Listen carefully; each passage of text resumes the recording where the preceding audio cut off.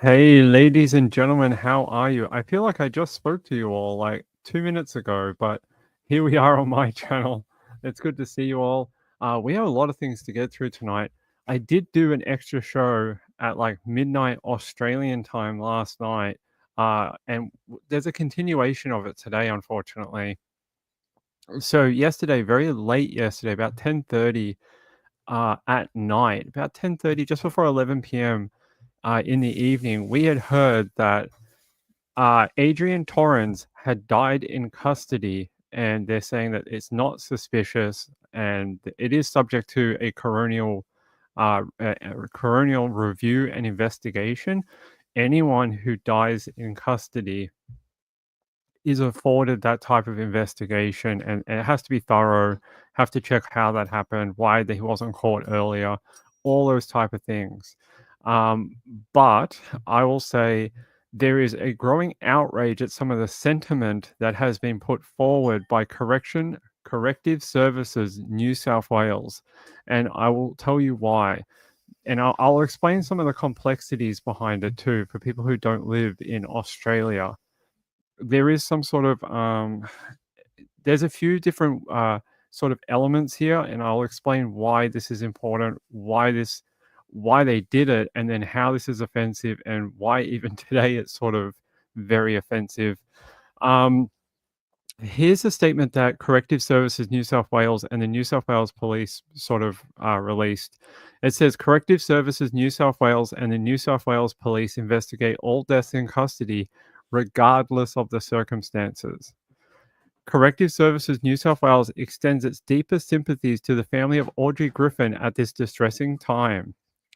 But in the tone-deaf statement, the department also stated it sends condolences to any Aboriginal and Torres Strait Islander people affected by Mr. Torren's death. That is the bit that people are getting angry about. Now, this is Mr. Torrens on the screen that you can see right here. And I'll explain the different angles here. So, if you live in a country like Canada or Australia, I don't know if they do it in America for the Native Americans, but in these countries, a Commonwealth country, it is quite common anytime someone of Aboriginal or Torres Strait Islander descent dies or is, anything like that, they release these type of statements as a sign, sort of like sign of respect. It's sort of like a mark of respect. And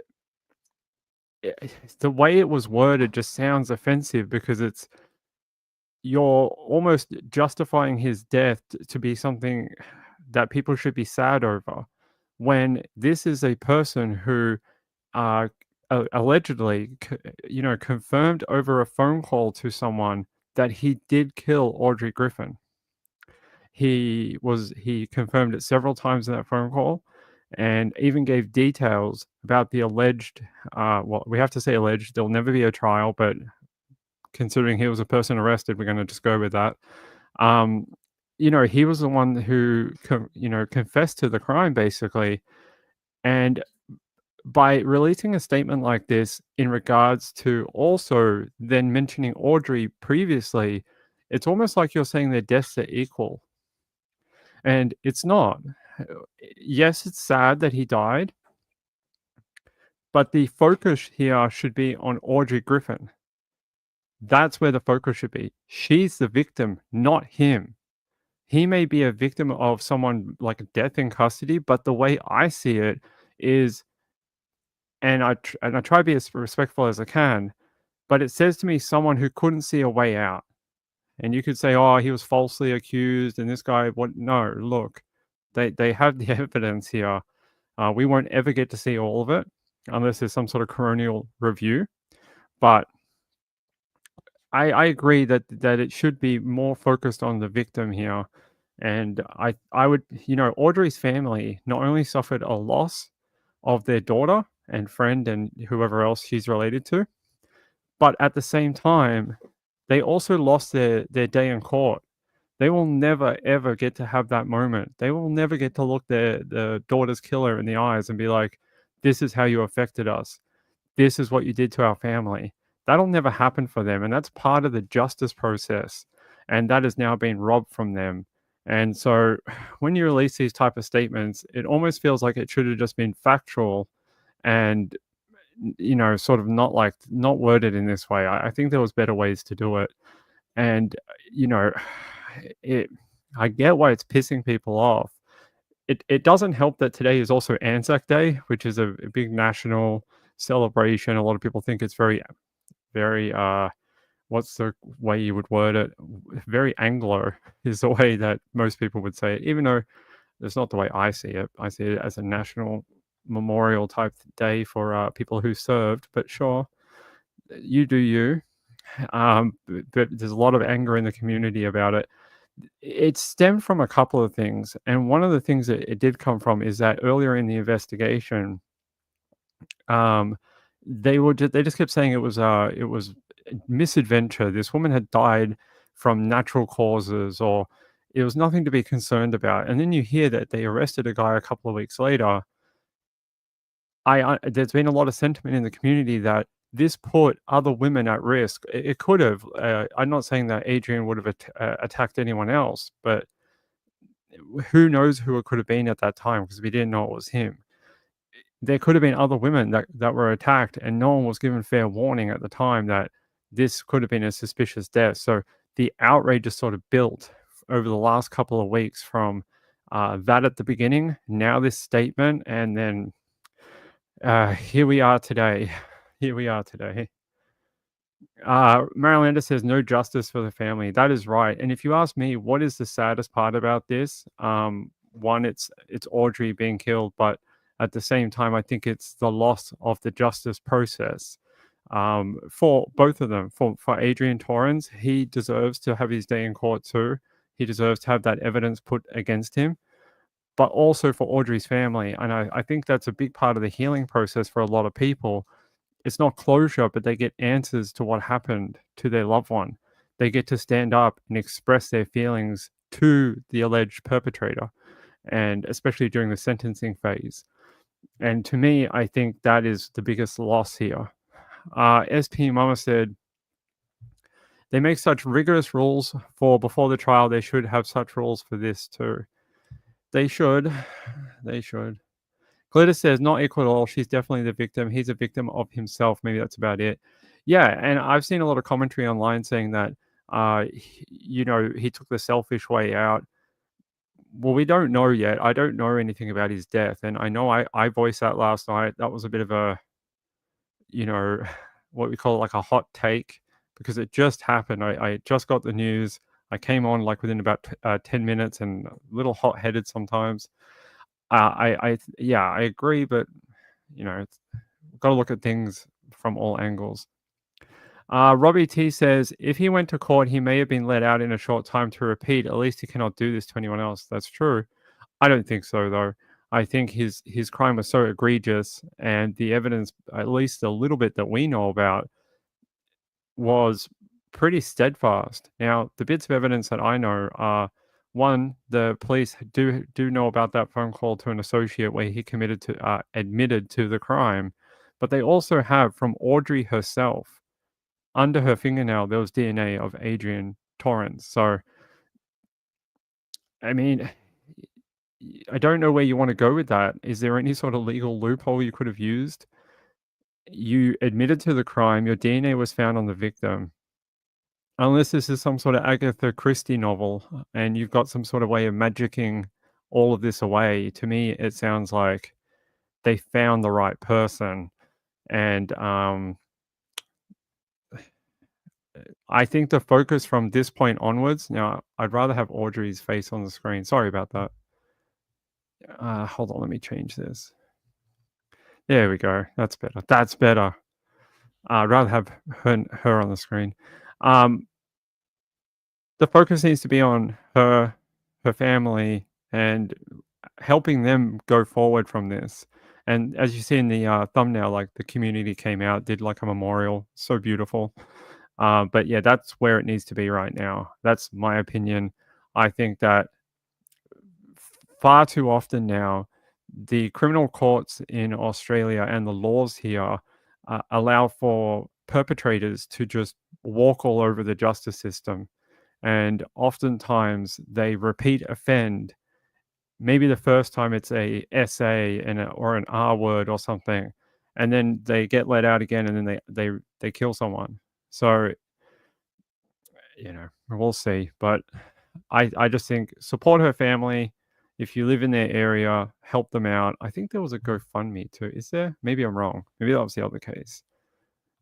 Just let me double check. I don't want to misspeak and be like, they're raising money. No, like, I don't want to do that.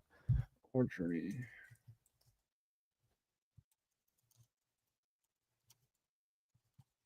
Might have been the other case. Am I mental about that? I think it might have been the other case we were talking about yesterday. Yeah. I don't want to misspeak. So no, that must have been the other one we're talking about. So hey, Glitter says they coddle the perpetrator way too much in the USA. A little bit, except in the USA, you can be sentenced to death. I mean, it's a harsh punishment. Australia, you can't do that. Australia, they're just like, you have to sit in jail for like 20 years. He would have done 5 years max. No, I don't. What was he charged with? It was second-degree murder, right? Hold on, let me check. So the burden of proof for second-degree murder is the same as second-degree attempted murder. Hold on. Oh, Adrian charged. Let me just double check. I just want to know what the actual charges were.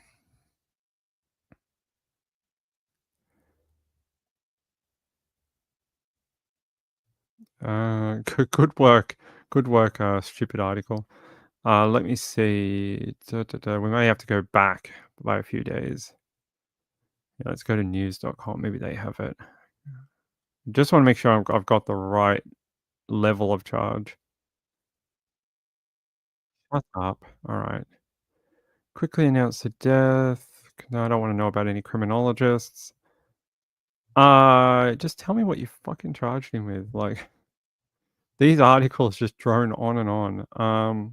His murder was supposed to do not apply for bail. Did they even mention in this entire article what he was charged with? Good work, Ping.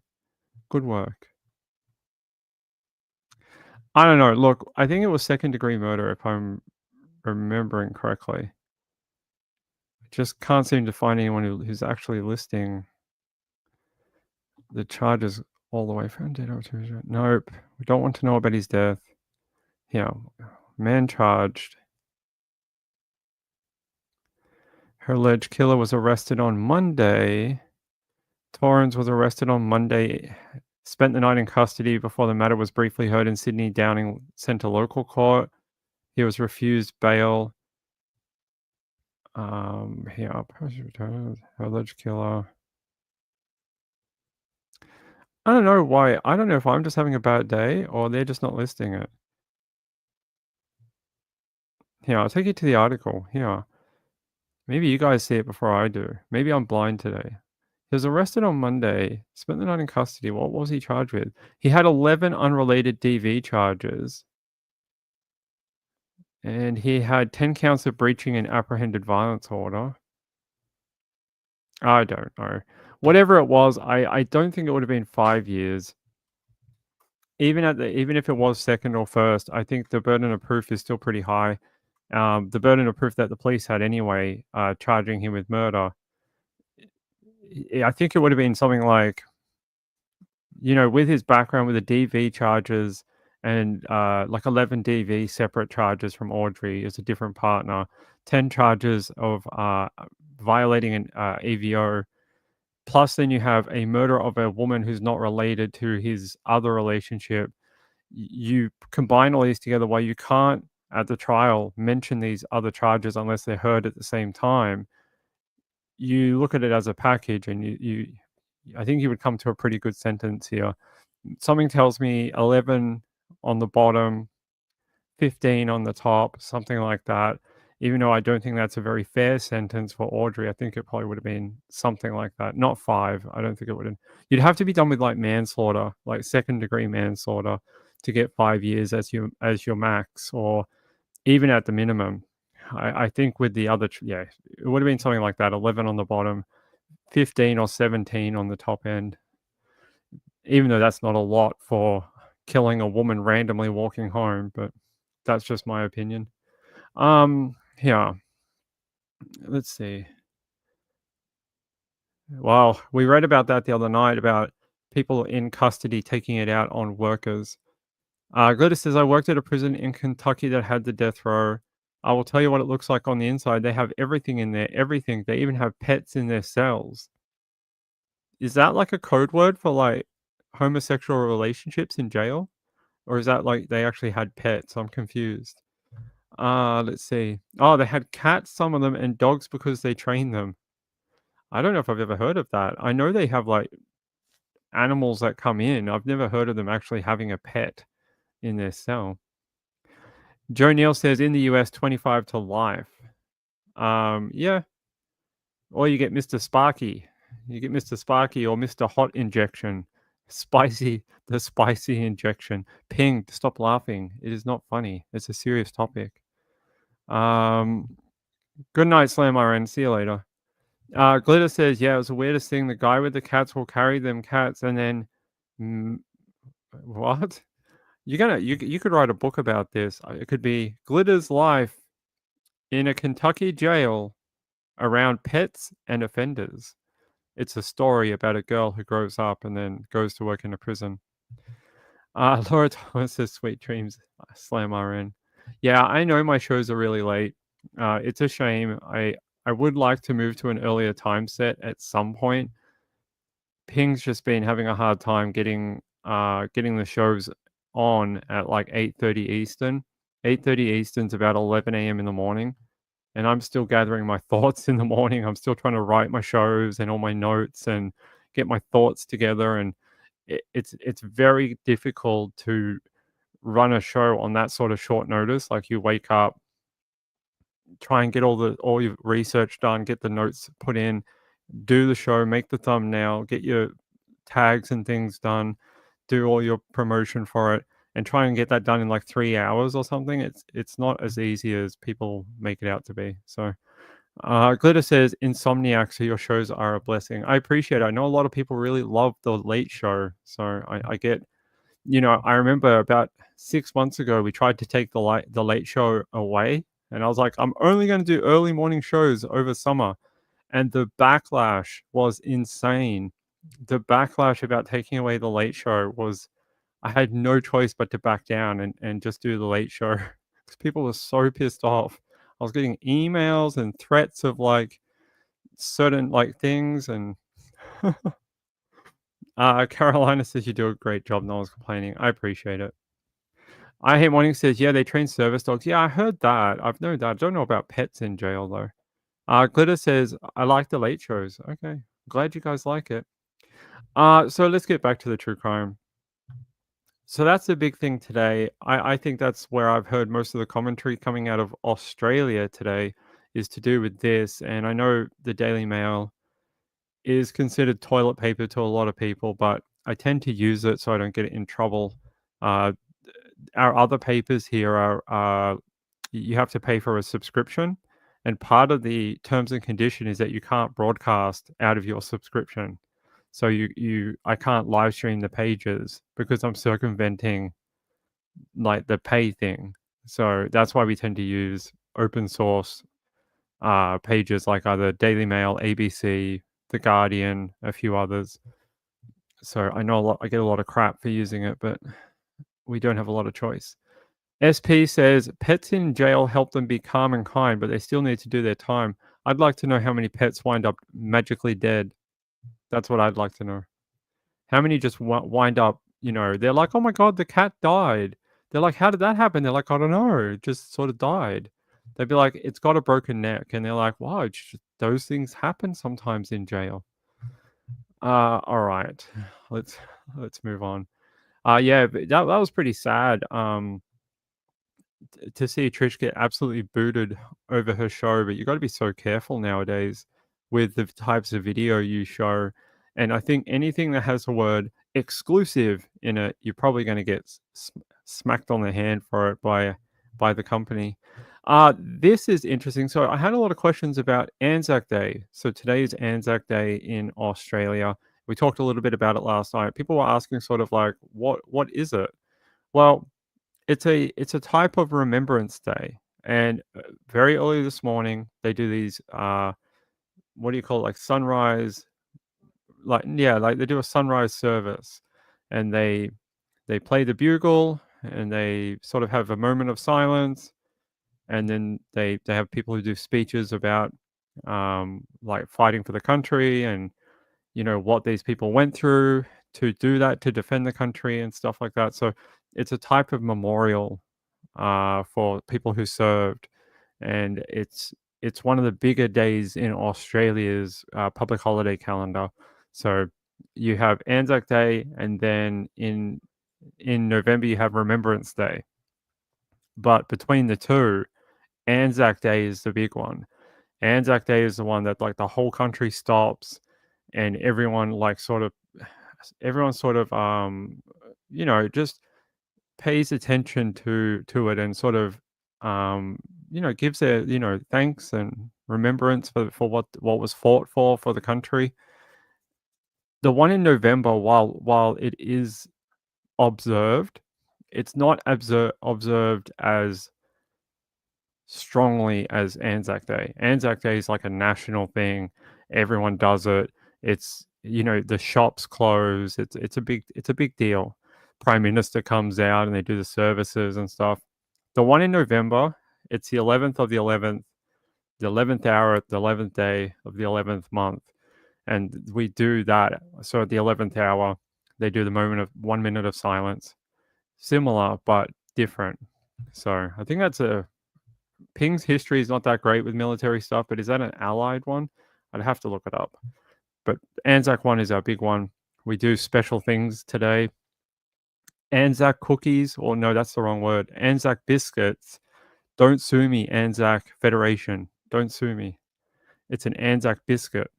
That's not a joke. They will sue you. You cannot use a different name. It is Anzac biscuit. And they've actually put out a press release recently saying it is not an Anzac cookie. You cannot say Anzac anything else. It is Anzac biscuit. So you have to use those words. It's got like a specific recipe. Very, very tasty. If you've never had them, they're pretty good. Do you like Anzac biscuits? You do? Yeah. Did you eat some today? No, we didn't buy any. I don't think we've eaten them in a long time. So when you're a kid in Australia, I don't know if they do this anymore.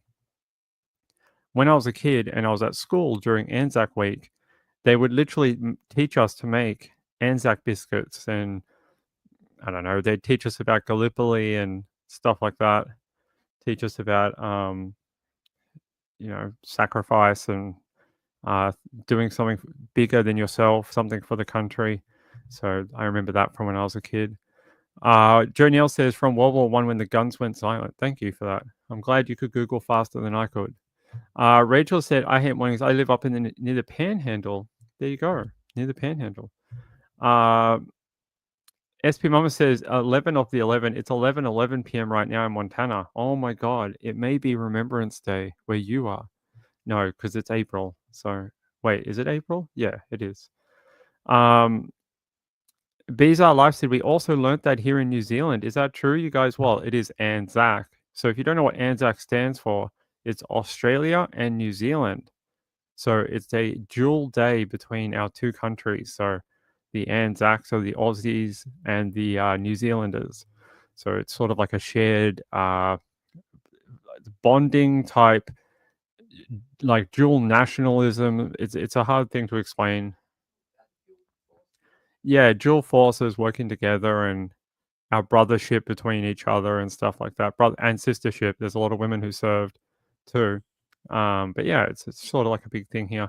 And I was explaining last night that they had that they do two up today. So if you don't know what two up is, I think I showed it last night. It's like the coins, and they flip them in the air, and people bet on it and throw money. It's a lot of fun. See, I can joke too, Joe Neal. See, you don't get my jokes. Do your moderators hate me? Is that how that works? No. Laura T says, hello, Mrs. Ping. I hope she's feeling better. No, not today. Not today. I am Onyx says, yes, I have family all over. Oh, I don't have any family in. Oh, yeah, we do have family in America, in Arizona, right? They were just here. Yeah, so our family in Arizona, are they the ones with the guy, our family member who died? Yeah, okay. So they were here recently. So our Arizonian family came to Melbourne just in the last couple of weeks, and we got to see them. Well, we didn't go. We were going to go, and then we didn't go. But our other family went, and yeah, like so they're the ones I told you about. They're the ones. It's a family member of ours in Arizona who died in a hit and run. The car crashed into his car, T-boned his car, and killed him. And that was the case we followed a little bit last year, and they came down to Australia over Easter, and our family got to see them, so that was pretty cool. So people wanting to know about that. Joe Neal says, I've got family in Arizona too. I know, or your family in Arizona? Sure. Sure, you can be family in Arizona. Marlene says, your countries have always been friends. That is nice. Friends is not the word I would use. Big brother, little brother relationship is the word I would use. Australia being big brother, New Zealand being little brother, very similar to like America and Canada. Sort of like we sort of joke with each other. We sort of have different stereotypes that we make fun of. We like to say that we invented the pavlova. They like to say that they did it. They like to say that they own Ice House. We like to say that they're ours. A lot of different things that we fight over, but like siblings. It's more like a brother sister, brother whatever. It's like a sibling relationship between Australia and New Zealand. That's the way I describe it. And that's, I mean, we're friends, but it's sort of like there's a lot of friendly joking that goes on between the countries. Like they rib us about being an arid giant island. We laugh at them because they've got a lot of sheep. That's sort of how it works. Oh, but yeah, that's really good that you mentioned Four Sons Mum. Four Sons Mum, thank you very much for your donation that came in last night. I really appreciate it. I read your message. It means a lot. And my other friend, where is he? Where is he? Mr. Dan Yee, who I know he can't come on the late show all the time. He left a message on the super late show last night saying, hardest working man on YouTube. I appreciate that. Those type of messages really do keep me going. It's a it's crazy grind. YouTube's a grind of a thing to do, and those kind of messages and support really help. I appreciate it.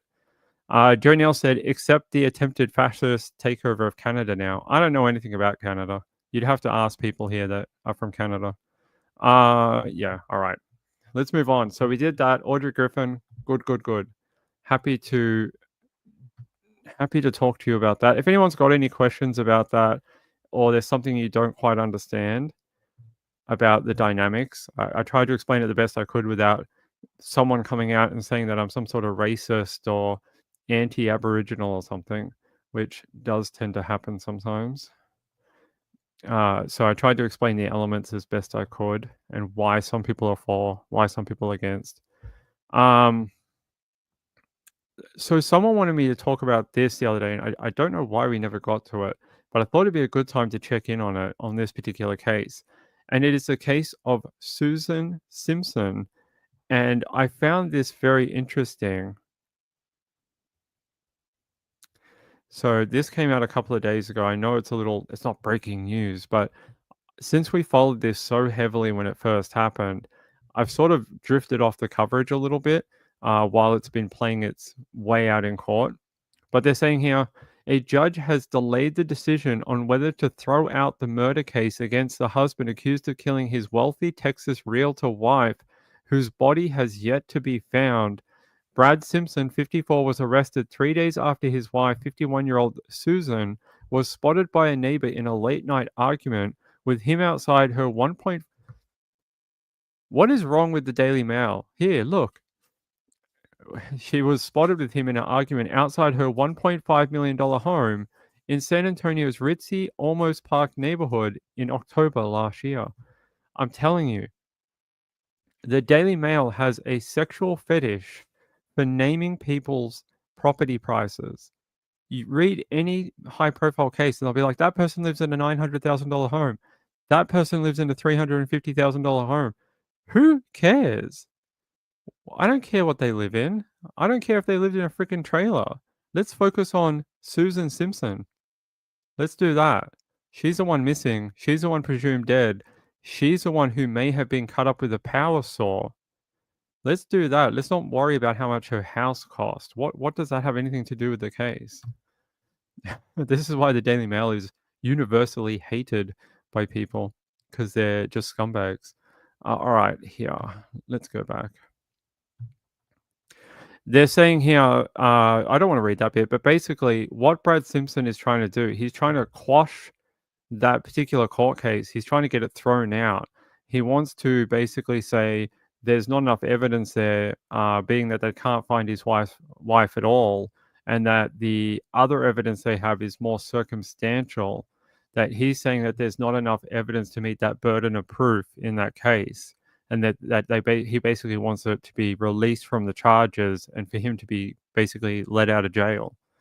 I don't know if he'll get it.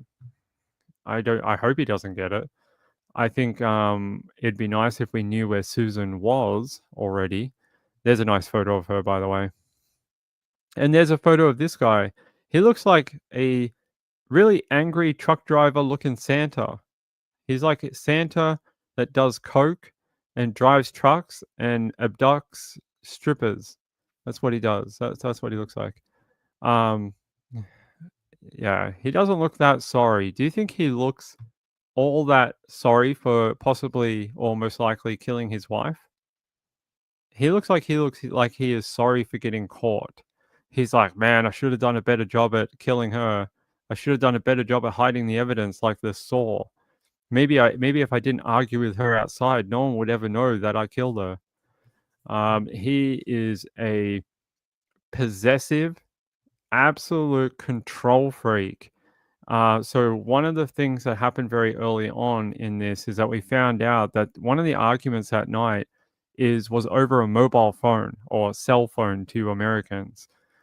He wanted access to her cell phone because he's a freaking paranoid, controlling, abusive asshole who basically wanted to check her phone to see if she's been messaging other men. She should have been. I hope she was. I hope she was. I hope she was. I really do. Because you didn't deserve her, and I hope there was some other man in her life that was plowing her, because you're just an asshole. Yeah, he just a control freak, and that's where the argument started, was over access to a cell phone that he wanted to peruse through, and apparently he had hit her and in this argument, like, basically hurt her and tried to get the phone, and that's where this all started, apparently. I Hate Morning says he just looks annoyed they would dare arrest him. Well, don't call your buddy then to come and grab all your, evidence and try and hide it. So that's why his buddy was in jail, because he basically called him and was like, hey, I'm in a spot of trouble. I've killed my wife and I need your help to sort of hide evidence. Can you please help me do that? Can you help me commit a felony? And then his buddy was arrested, and then they got him. Yes, they were fighting at that exclusive club or country club or whatever they want to call it, earlier in the evening, and no one stopped it. Yeah, and I get why some of the commentary has been like, how come in today's day and age we've tried to reverse the sort of thing about like abusing women and whatever, but still when people see it, they're not speaking up. They're like, oh, they're a married couple, like that's their business. So who knows? Maybe if someone spoke up, maybe she'd be alive today. I mean, I'm not blaming that person, but you never know. Maybe it could have stopped the fight. Maybe it could have separated them earlier. Who knows? But he is just an abusive prick of a guy, and I really hope that case doesn't get thrown out against Brad Simpson. Otherwise, we're going to be in a very similar situation to the Morphew trial, where these charges will get released. And then it depends if it's with prejudice or without prejudice. We could be in a whole kettle of fish, really. Here, let me head to myessay.com. When are we supposed to get this decision on the trial? Hey, get out of me window.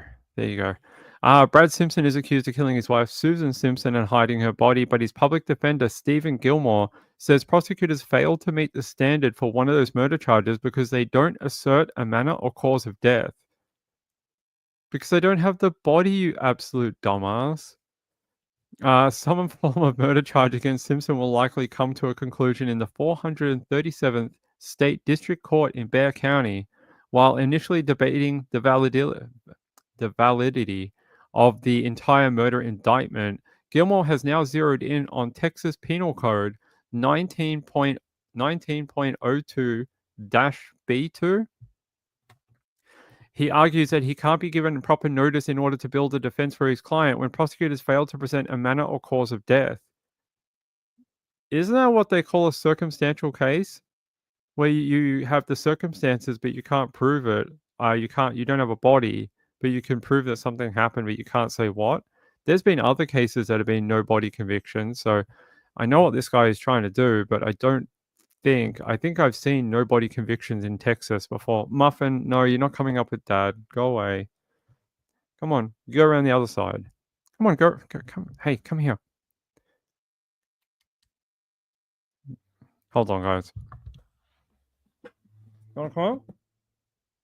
Hey, come. Hey. Hey. All right. He's being a sook. He's like, Dad, I want to come up and sleep on the chair. And I'm like, buddy, it's so freaking humid and hot. I don't really want you to do that. I don't know if he's going to do it, but yeah, he's right here. He was over this side, then he came around here. Glitter says I just had to get onto my cat. Yeah, but it's cold. Is it hot or cold where you are?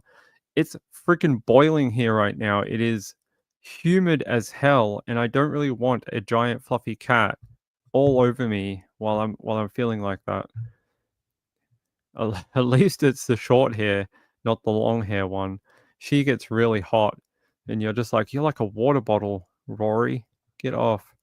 All right. Let me read more about this. They say, what other offenses could they indicate Mr. Simpson for when they think they know what? What other offenses could they indict Mr. Simpson for that they think they know about and they hope that they can produce evidence at trial? What evidence could they indict anyone for that they don't know about and aren't telling me about, especially the indictment? But they sure hope to shore that up by the time we get in front of a jury. That's a weird, I mean, I get it. Yeah, it's weird. I get what he's saying, that he needs to understand the brief of evidence to be able to build the defense for his client, a fair defense. They're saying prosecutors, however, say there is an evidence issue. There is an evidence issue, and stand by their indictment claims. They say this is a matter this is a matter to be dealt with as evidence is presented at trial. Gilmore says it points to a larger issue, noting prosecutors are still waiting on at least 6 reports from the Texas Rangers investigation into the alleged killing, furthering his inability to build an adequate defense. Ultimately, the 437th State District Judge, Joel Perez, will weigh the arguments and decide if the indictment stands. He's expected to hand down his decision at 9 a.m. Tuesday, April 29th. That is next week. So I don't know. What do you think? I have a feeling normally when a defendant has this type of case and then you have an issue like this that crops up in a pretrial motion, normally the judge will side with the prosecution to give them enough leeway to either fix the issue or believe that they wouldn't have charged in the first place unless they have what they need for trial. So I suspect this will probably fail and that the judge will side with the prosecution on Tuesday. I would say there's probably enough there to commit him to stand trial, but the judge may give direction to hurry up to the prosecution. That didn't sound right. Prosecution, and get their ducks in a row, and by a certain day, he may be like, okay, fine, we're going to continue unimpeded, but you need to have X, Y, and Z done by July 29th. Like, I'm going to give you 3 months. And if you can't get it done by then, we'll revisit the issue. But you have until July 29th to get this done. So that's my opinion of where I think this will go. I can't see them siding with Brad Simpson. I don't think his team's put together. It seems like a Hail Mary type of thing. They're just trying to see if anything can stick to try and get him out. Yeah, I can't. There's been circumstantial trials before. I don't think that's a big deal. Carolina says circumstantial evidence just as good as physical evidence, in my opinion. They have some. No. Circumstantial evidence can be physical evidence. So things like that. The tool, that, what do they call it? A pneumatic saw. That, with her DNA on it, that is circumstantial because they can't prove what it was used for. But it does have her DNA on it. That points to a circumstantial theory. So it just depends. A body's different because now you have a victim. We know of a victim because she hasn't been seen since October, November, whatever it is, last year. It'd be good if we could find her before trial, but we don't have that yet. So we'll see. We'll see, but I wouldn't say they would side with the defense on this one. I've seen it in a couple of cases where they'd just rather give the prosecution the leeway to try get to trial. To get it thrown out, it would have to be something like over the top, something so against like normal legal norms that it would, like, the judge would have no choice. They have to do it. Like, it would be against his like standing on the bench to not give the decision to the defense. So I think this is all just a bit of a dog and pony show. I'd say it's probably just his legal team trying to throw one last touchdown and see if they can get him out. But I don't think so. I think we're going to go to trial. Let's see. Glitter says every judge I've ever heard has said give circumstantial evidence as much weight as physical evidence. You're supposed to take all evidence on face value. That's what they mean. It's not a weight issue. It's just you're supposed to hear the evidence as presented to you in the trial, and you're supposed to give it all the same credence. So you're supposed to look at it all the same way. You can't be like, oh well, because Jenny said this, and Jenny's a hoe. We don't listen to Jenny. Like, no, like there is some credibility issues there, but you're supposed to just come in with a clear mind on the jury. You're supposed to listen to the evidence and you make your decision on what is presented to you in front of you in trial. So, and then the defense has a chance. They can do the same thing. They can call witnesses, that type of thing. So it's yeah. Warren Steele said, if DNA is of both is on the saw, is that direct evidence? No, because how do you differentiate when it was used? It still would be circumstantial, I'd say, because you can't give me a definitive of when that was used. So you can't say, well, Tuesday last week, Brad Simpson cut off his dick with the saw, and that's how his blood got on the saw. And then he killed his wife the next day with the same saw, so that's how that happened. No, like it could have been from an accident or like some other event that happened. You can't do that. We either speak in definitives or we don't, and that's how it works. Four Sons Mom says the panhandle is beautiful. I agree. I like that area. Yeah, so it's sort of just the way it works. I mean, you can present it, and then you can give your evidence on what other testing and how this relates to timeline and stuff like that, where it was found. You paint that picture with your other evidence. So if you're running a circumstantial case, you have to paint the entire timeline and the facts surrounding it. Because you don't have a body, you don't have a cause of death, or at least I don't think they do. They may have some ideas, but I'm not sure if they have anything definitive. So Right. So you just got to look at it for what it is. Again, my opinion is I don't think they'll succeed. If they do, I would say it it gets very tricky. It gets very tricky to try and re-prosecute him at a later time should they find a body. You end up running into the Susan Morphew situation where your first go at this failed, and then you probably could go again, but you got to look at uh it's almost like trust. It's almost like trust or counter just like in the community and in the courtroom, people will just be like, "Oh, they're gonna screw it up again," and like the jurors won't believe you, and it's like credibility. So you'd have credibility issues, which is what they have in the Morphew case right now.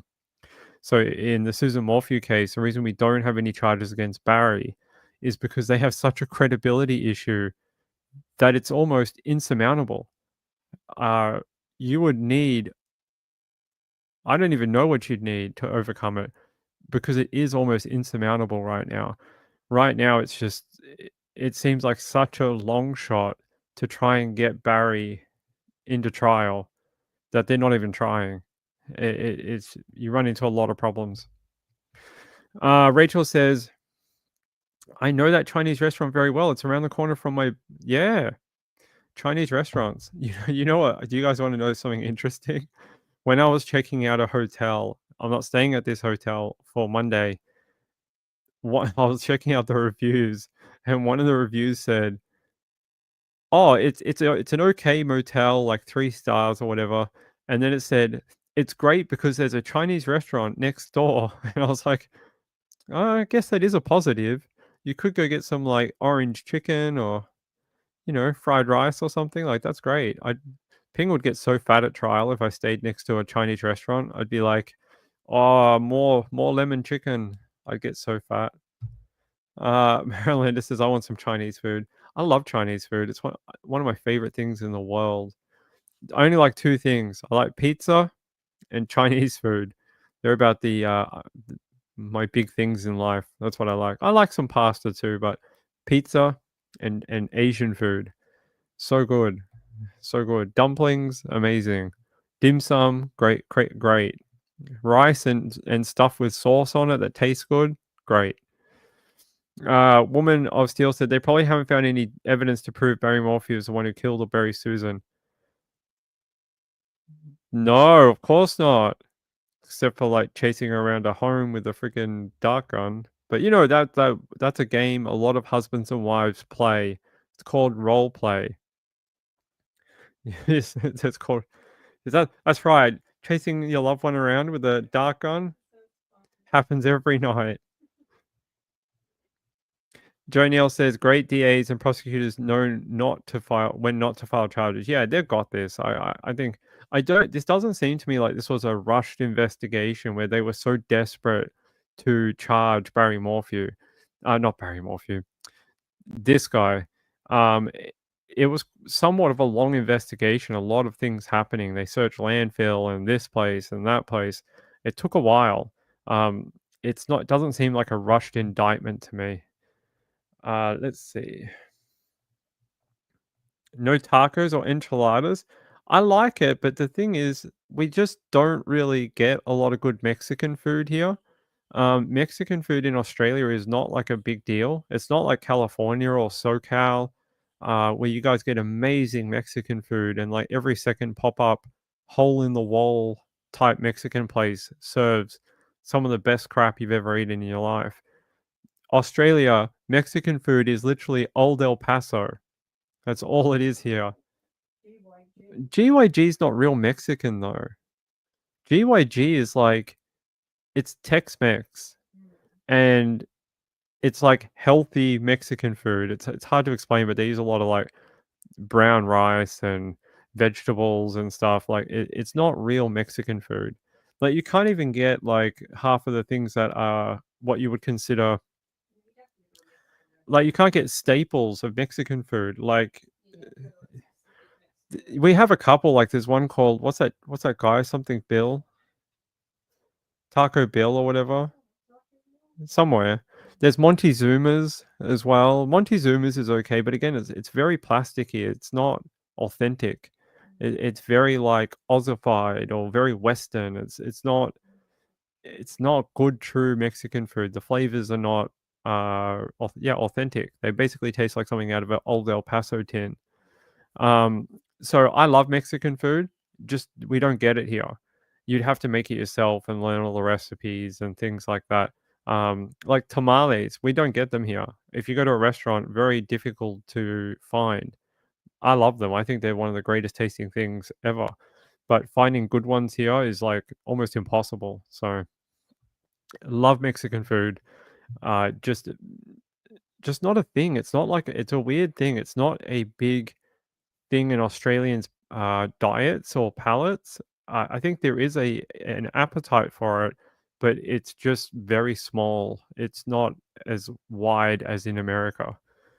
So right, it's not Mexican food. Old El Paso is just it's I don't know what it is. It's like it's Texas Mexican food, like Tex-Mex. It's not authentic. You're not getting any like that, you're not getting like a mole sauce or green chilies and stuff like that. Like, no, you're not getting anything like that. If they don't have, I can't even pronounce that, but yeah, I get it. Menendo. Yeah, I'm probably not pronouncing that right.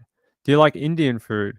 Yeah, I like Indian food. We have a pretty good one down the road that does good curry, but I actually bought one the other week, um, about a month ago, and she makes great curry. Like she does everything by scratch, and it always tastes really good.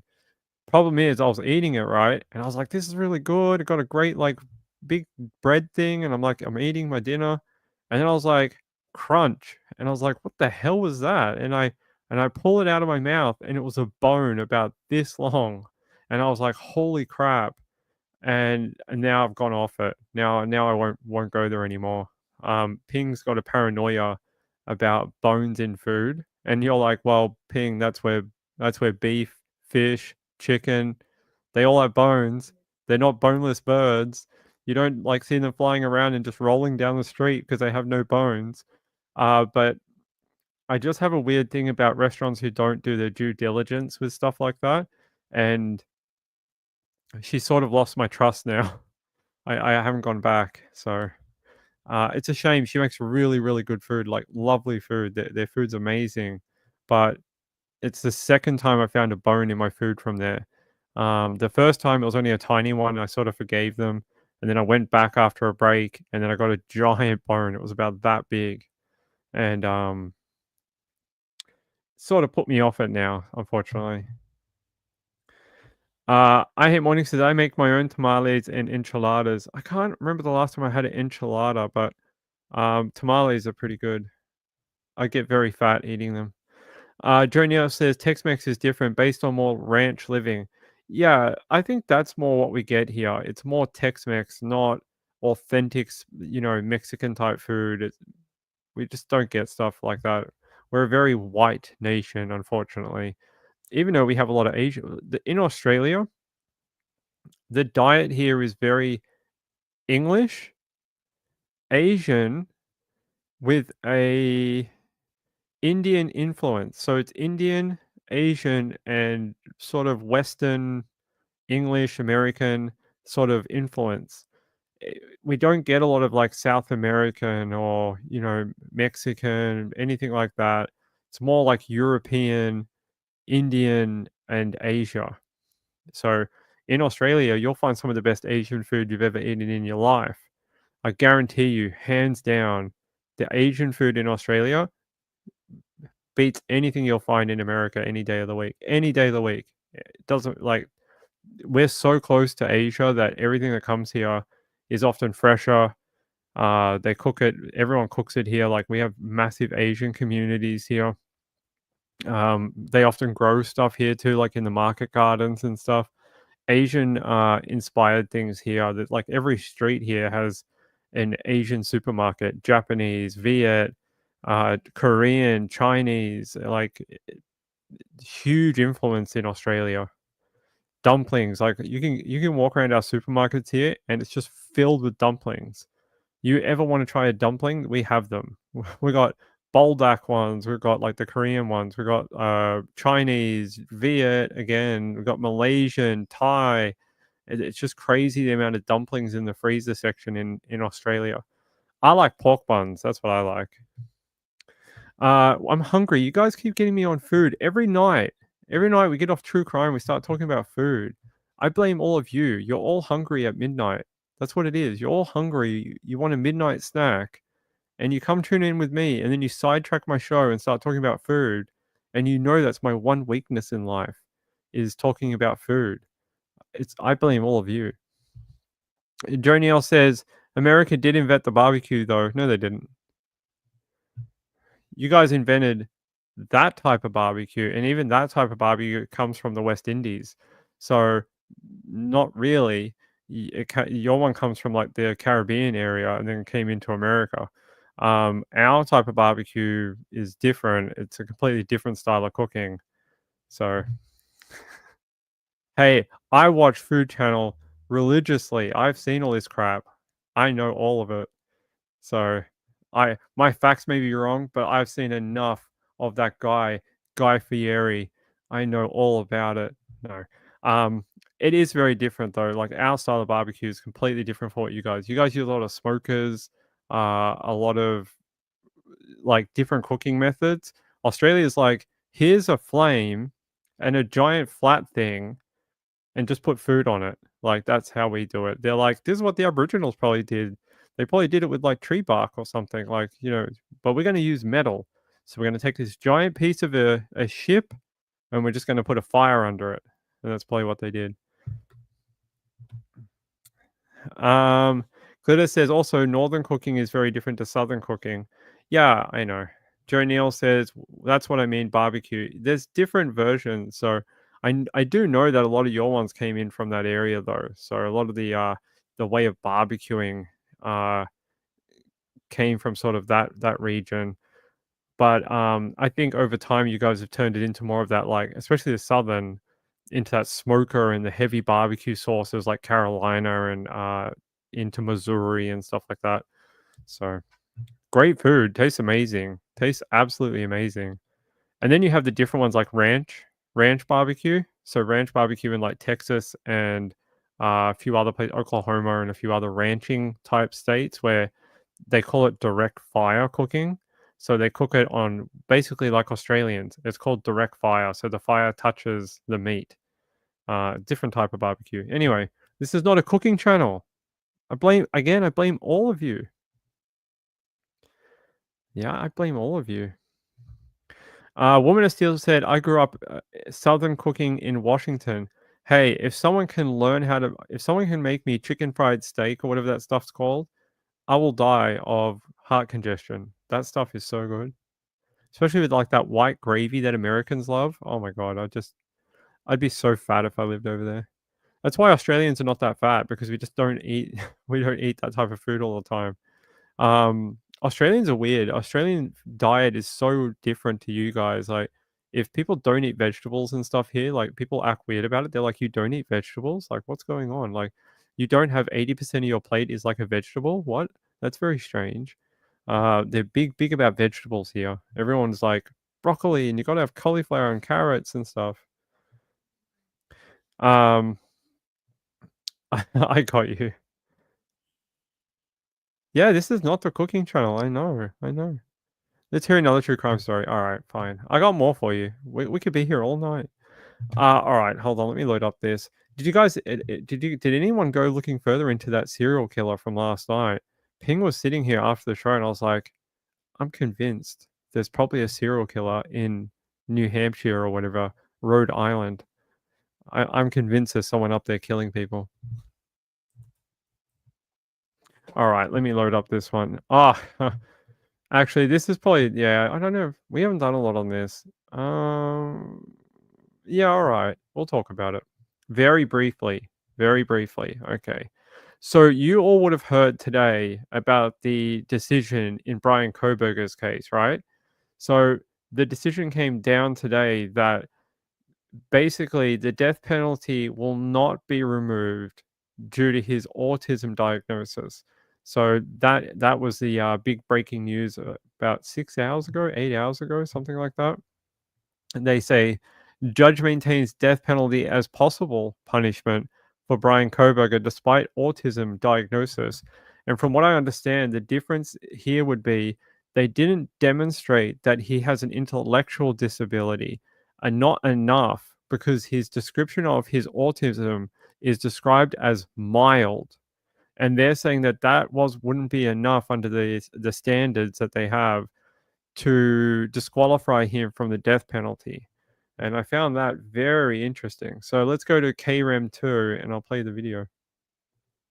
We start with some breaking news. An Ada County judge ruled today that prosecutors can pursue the death penalty against Brian Kohberger despite his recent autism diagnosis. That's if Kohberger is found guilty of murdering 4 University of Idaho students back in 2022.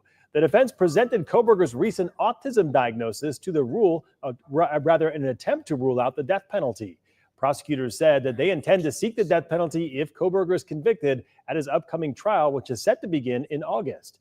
Just head to krem.com to read the full court decision from today. Arguably the best receiver in the portal could one. Yeah, arguably the best receiver in the portal. Is that the portal for Laurie Vallow, Chad Daybell? Why do they have a receiver in there? Is that how they get the messages to Laurie in Phoenix? Is that how that works? I don't know what he's talking about. But I do know about Kohberger. And yeah, so they released that decision. That paperwork is available if I can grab it. Oh, F. I don't really want to do it like that. Why does that not work if we're on here? Hold on. Nope. Nope. Oh, good work, add-on. All right, I'll just have to read it to you. Unfortunately, when I put it up on my page, it looks like this. And I don't want to blind you all with bright white at like 2 a.m. in the morning. So I'll switch it back to the other one and get you out of this. Hold on. I don't want to do that to you. But basically, they did release that. And it's just got an introduction and what the standards are here. And they're saying, yeah, basically it was rejected. The judge overseeing the case in the Kohberger trial or Kohberger hearings, accused of killing 4 University of Idaho students in 2022, issued a series of ruling on Thursday, responding to several motions, including one to disallow the death penalty in case of conviction because of Kohberger's recent diagnosis with ASD. The judge denied the defense motion to remove the death penalty, saying his attorneys failed to show that ASD is equivalent to an intellectual disability for death penalty exemption purposes. Further, the judge wrote the defense has not shown there is a national consensus about against subjecting individuals with ASD to capital punishment. There you go. So that is your final findings. Unless anything else happens between now and trial, he should stand trial with that penalty now with that ruling, with death as a potential option. So interesting. Finally got to the end of that. To the people who defend him and say that this is all some sort of ruse, while I have seen different sides of this where some people are like, oh, there's not enough evidence here. It's very circumstantial. He could be innocent. I get that.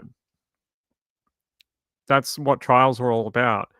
There's always this side, an innocent and a guilty with every trial. What I've seen is that there's a lot of people who won't show open-mindedness in regards to the Kohberger trial. They are just so steadfast in their opinion that they just won't look at both sides of the argument. And it's causing a lot of problems. And I think the closer we get to trial for this, it's going to rear its ugly head in some way during that. Retardo says, he is bright enough to know. Yeah, that is right. That is right. Yes, that's right. You ever seen them say that? I hear that every time I go to Jamaica. That's all they ever say. Rachel said, I thought that motion was a long shot. Idaho is pretty limiting on what mental illness can be used. Yeah, I really need to reach out to my friend again. And I have a person who I was speaking to that I'll just say that. I'm not going to say anymore. They are really private. I'll just say that they know more about this subject than I do.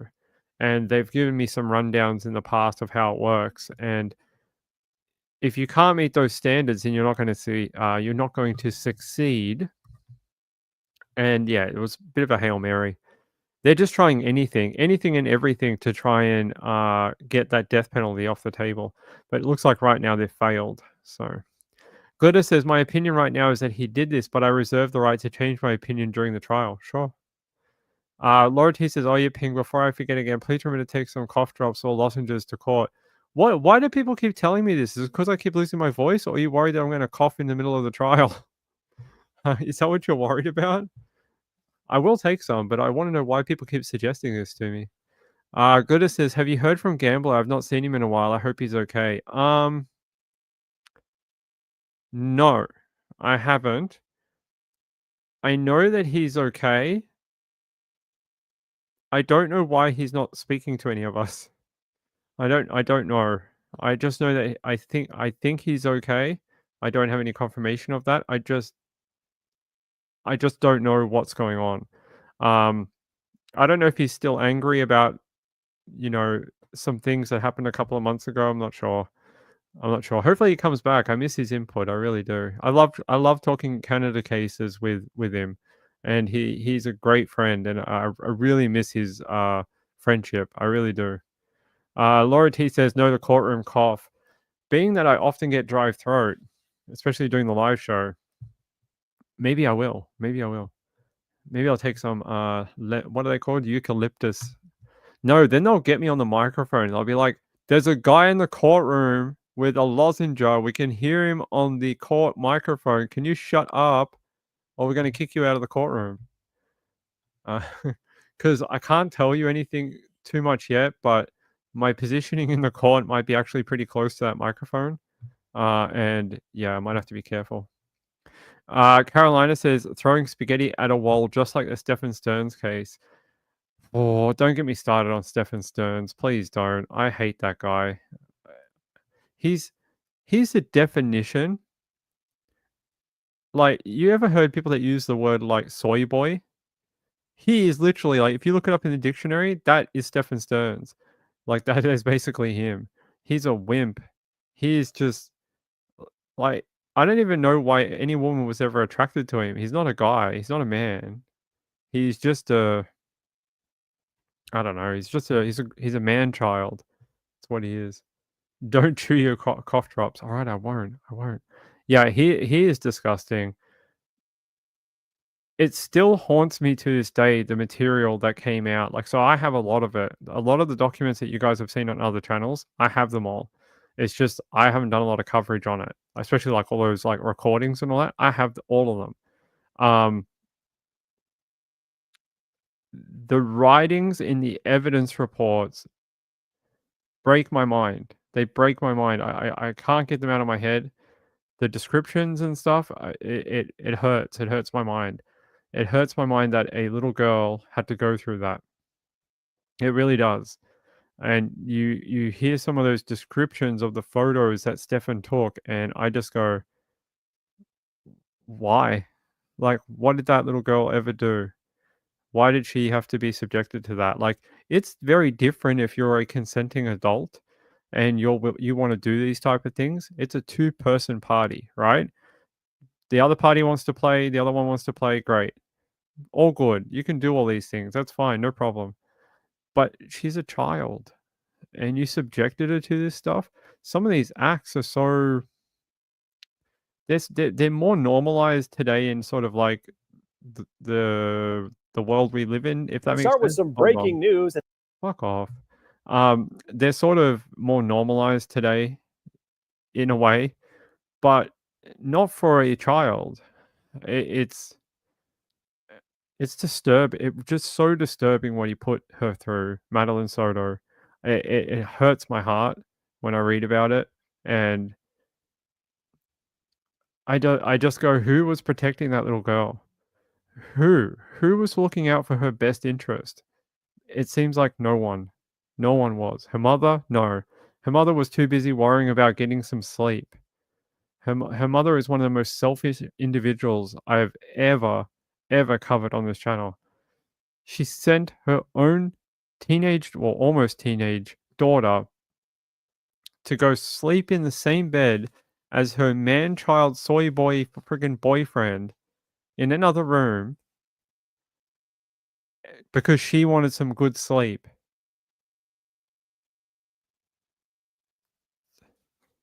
If you ask Ping, he should be on trial too. And the fact that she isn't is a miscarriage of justice against her own friggin' daughter. At the end of the day, who is responsible for that little girl? Who? It's her mother. There is no one else to blame except like Stephan, yes, for his acts, but it's her child. And until people get that through their thick skulls,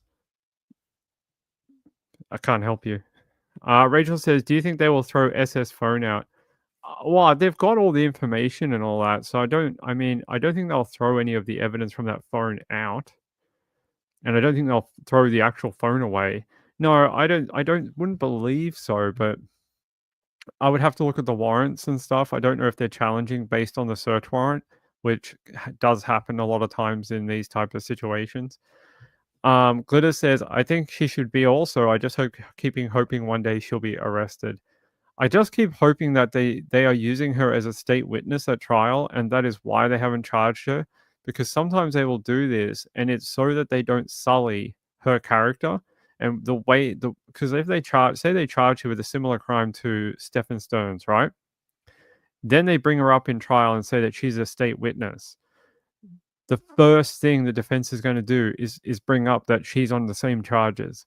And they're going to say that she's an unreliable witness, that she's only testifying to lesser her own charges. So I don't know, and I heard them say that that's not actually going to happen, but I just wonder if there's something there that they're looking at, because I don't know how you don't charge her with something. Neglect, I've seen mothers charged for less. I've seen mothers be charged for leaving their kids at home, like with no supervision. How is it that she let a man into her house, abuse her daughter for several years, and she's the one who gets to walk away? So she's a absolute crap human. She really is. Kaliza said at least that's what one of her friends said on Facebook, but who knows? Rachel said, "I think Jen should be arrested too. My only guess is they don't have enough evidence against her." I think you could build a case even if it was circumstantial for neglect. I think you could. I think inside of that home shows that you didn't provide for that little girl. If I'm remembering correctly, she never had a bedroom of her own, right? She's a girl who's just about to be a young lady. She's just about to be a young teenager, and she didn't have her own private space. And I find that so strange. Like little girls of that age really want their privacy, and little boys of that age want their privacy too. But girls of that age specifically start getting into fashion and boys and stuff, and they just sort of want their own area where they can just sort of get changed and stuff like that, have their own world. And I find that so strange that she just didn't have anything like that. Immunity deal, is that reported? I haven't seen. Yeah, it's only for that one interview. That's yes. I didn't think it included 7 years of back history. Thought it was just for that one little bit. And they if you listen to that interview, wait, do I have it on here? Hold on, let me check if I have it with us. Oh, I think it's on the other hard drive. Maybe another night I'll play it. I actually have that interview. I think I have played it on the channel before. By the way, that came from my friend Eric. My friend Eric at the docket. Eric at the docket and another friend of ours who doesn't want to be named. They have helped me out a billion times. A billion times. They are some of the nicest people. They always help me. if they have something they can pass on to me, they do it. They always help this channel. Like, I wish I could tell you how many times they have, but it's more than I can count. And yeah, I know a lot of people have funny opinions about Eric and they don't really like his like sense of humor and stuff, but he's always been a legend to me. Always been willing to help me out. And yeah, so that's where that interview came from. I thought I had it on this hard drive, but it must have been when we rebuilt the computer, I must have taken that hard drive out and I don't have it. So, but I'll find it again. And you listen to her in that interview, and even the cops are getting pissed off with her. The cops are like just over her crap. They're just like, you won't tell the truth. You're just full of shit. You're like, we're over it. And they sort of start with like, so he starts off with a very sort of not victim, witness mentality. So they start with a witness mentality for the mum. And as it progresses through about 40 minutes, they turn and they're like, this lady ain't giving us anything. And they're getting so frustrated because they're like, this is your daughter. Your daughter is missing. Where is your daughter? Like, why are you not more angry? Like, why are you not more upset? Why aren't you demanding us to do something? And you see them just get so frustrated with her. So I do believe if they thought they could do it, they would. Joe Neal says, my mom is 76 and I make her sleep on the couch. Well, that's not very kind of you. That's not very gentlemanly of you. Unless you're 97 and then I'm like, well, there you go. Glitter says, I sleep in the living room on the wooden floor so Jaden could have the bedroom. Start with some breaking news. An Ada County judge.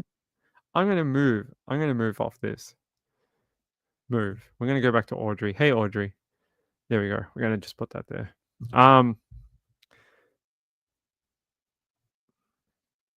Rachel said, I love Eric. He's a straight up guy who just wants justice for the victims. Yeah, I think me and Eric have a very similar mindset on true crime. We both do it in a very different way, but I think we both align with our values on true crime. And we're both very victim forward. Like I said, we do it a little bit differently. We speak a little bit differently. But I think in the core way, we both just want these friggin' losers to go to jail. And we want the victim to be on the pedestal, not the freaking killer. And yeah, so I think that's very true. Joe Neal said, yeah, no, I'm not going to read that again. Yeah, you have your bedrooms now, right? Yeah, I thought so. I've seen photos. I know I've seen your house. It's great. What about food? No more food. We're not doing more food. I want to be more angry about Madeline Soto's mum. All right, what was the update? I know Trish said she was going to do it. Why don't we do it?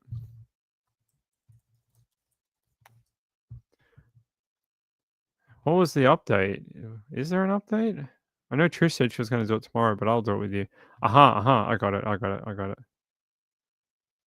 Yeah, let's go to what do you call this TV station? Wesh TV, Wesh 2. Let's go out to Wesh 2. Hopefully it doesn't. Yeah, there we go.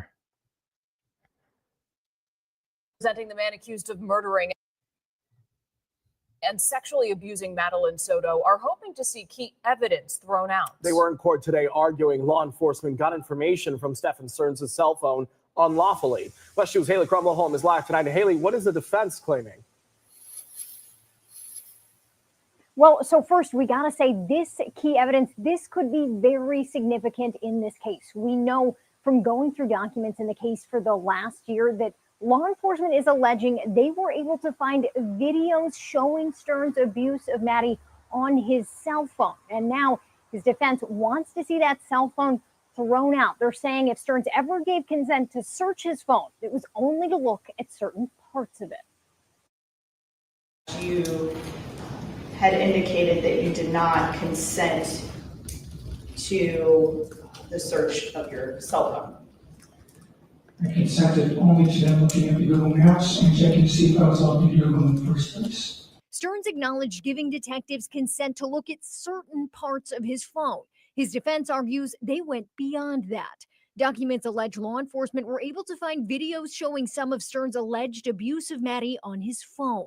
But that was after detectives noticed there wasn't a lot of information in his call logs or Google Maps. He explained in one of his initial interviews with detectives, I don't know what the heck I did, but somehow during the massive OS update, I managed to factory reset my phone and lose all of my contacts. Can I just say, as someone who has worked in tech for almost 20 years and has worked in encryption and data analysis, he comes across as someone who thinks they're very smart at technology and things like phone data, but has a very minimal understanding of what actually can be done or what can be recovered. Oh, I lost all my stuff during a massive OS update. Really? That doesn't mean crap. Unless you actually wrote over that data, even then I can still recover it if I had that phone. It is very, very easy. Do you know how you know? I'll give you an example related to another case. You know Rex Heuermann? They recovered data from Rex Heuermann's computers that he had tried to use a data shredder on, and they were still able to recover some bits of information. So while in this particular case, they didn't really need to do anything like that, they just searched the phone and found stuff that was probably deleted but put into a different area. So that's the way hard drives work. It gets put into a different area. It may not be visible to you, but if you take away the operating system that is showing you what is visible and just look at the true data on the hard drive, you can pick up things, find stuff. And they probably would have just plugged it into a I can't remember what the machine's called, but the little mobile phone thing scanner that they have. They just plug it in with a cord and run the app, and 10 minutes later they've got all your data. Takes no time at all. Even if you did an OS update, even if you threw that thing against a wall, being that it's a solid state device, you could probably still get it. He comes across as extremely uneducated.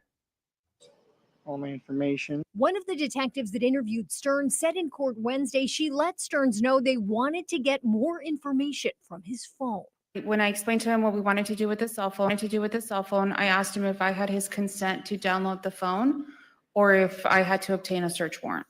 And did the defendant consent to downloading the phone? Yeah. Did the defendant provide you verbally with the passcode to his phone? He did. Sterns' defense argued if Sterns consented, it was only to looking at certain things on the phone, and that his mental and physical state, which included a lack of sleep and food, may have influenced his decisions. They said the state didn't have enough for a warrant.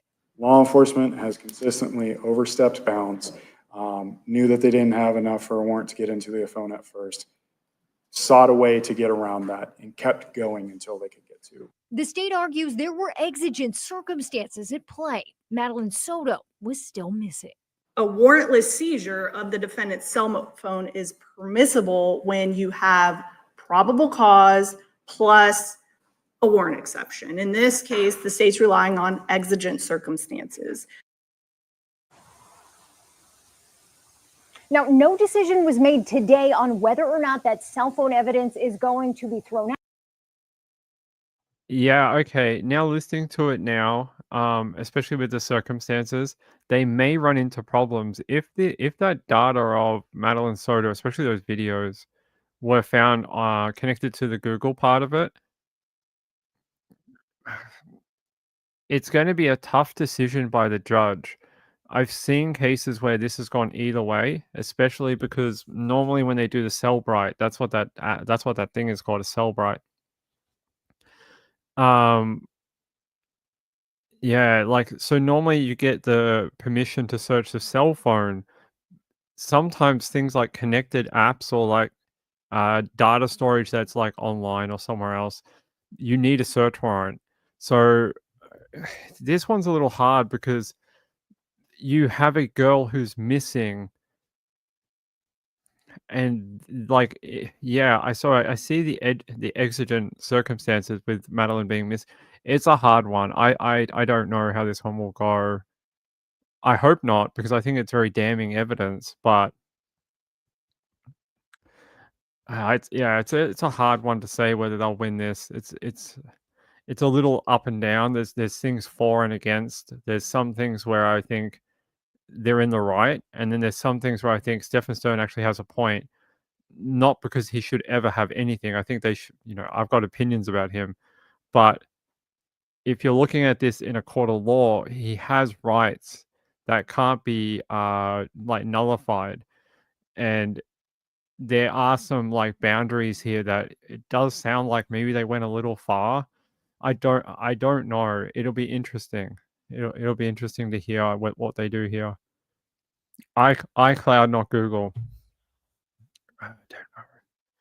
I know that anything that's not on the device, so anything that's not on a hard drive, like, so when you separate that device and it's not on like the actual storage of the phone, and then you have to move it off site to somewhere like an iCloud, like a Google Drive, often you need a subpoena or a search warrant for that. He gave permission, but he gave permission for the phone. I get the point. I don't know. I really don't know. I'm not a lawyer. My experience tells me that I understand why they brought the case, and that it's going to be a hard fight. It's going to be a hard fight by the prosecution. It really is. I think they've got a bit of an uphill battle. I'm not defending him at all. I'm just saying he does have some legal rights that you can't nullify. I just think that, yeah, that complicates it. Like, if the videos were stored locally on the phone, like on the SD card or something like that, yeah, that's fine. Because he gave that permission. I don't know how that works with the fact that they weren't, like, the storage of it was somewhere sort of off the phone on an iCloud. I'm not sure how that. Like I said, normally you need a search warrant. So I'm confused how that'll play out like that. Hey, Cakesboo, how are you? It would have been a better target to get a warrant first. Maybe. It was auto repopulate, possibly. So when he signed back into his Google account, it automatically brought it down. I don't know. I'd have to see all the court document for it to give you a proper analysis. That video is not long enough. I would need to look at the actual technical data, and then I could make a better decision. So if anyone has that document and can get it to me, please email it to me. Eric, if you're out there, do you have that document? Can you get it to me? I would appreciate it. sundaywithping@gmail.com. If it's Eric, he has my email anyway. But if anyone else has it and can forward it to me, unredacted.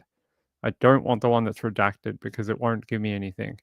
I don't want the photos of Madeline, not at all. So if it has that, delete them. I just want the technical data so I can have a look through it. Because that's where my speciality is. Like, before I was working in true crime, I worked in cybersecurity, networking, data, data recovery, forensic data, anything like that. So I can give you a better opinion if you give me the stuff to look at it. Thank you. I appreciate it. But I need the entire thing. I can't have anything that's got those giant blacked out sections because that's where all the technical data tends to be. But if it's got anything with any kind of Madeline on it, it shouldn't, because that stuff is bound by law under the child CSAM law. So it shouldn't be on there. But yeah, just technical data. And I'll give you a better opinion when I can go through it. Because yeah, that's very, very strange. I am a little worried about that one because yeah,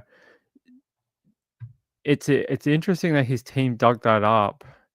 Let me just see if there's anything here.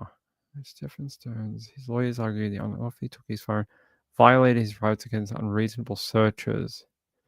Yeah, see, these things, when you look at them, they're so the reporting is so simplified, and these type of matters are very detailed. You need to understand what actually got taken, where it got taken from, where the law boundaries are, and things like that. So I'm not going to give you my entire education, but I worked in tech for a long time. Meteorology is a personal pursuit.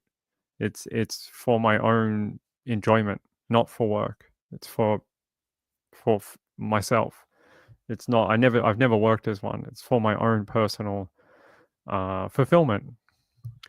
William Steele said, "My son is going to school for cybersecurity. He will graduate soon. Congratulations to him. It's a very interesting field, a growing field, depending on what area he goes into." Actually, guys, give me a sec. I got something in my eye. Hold on.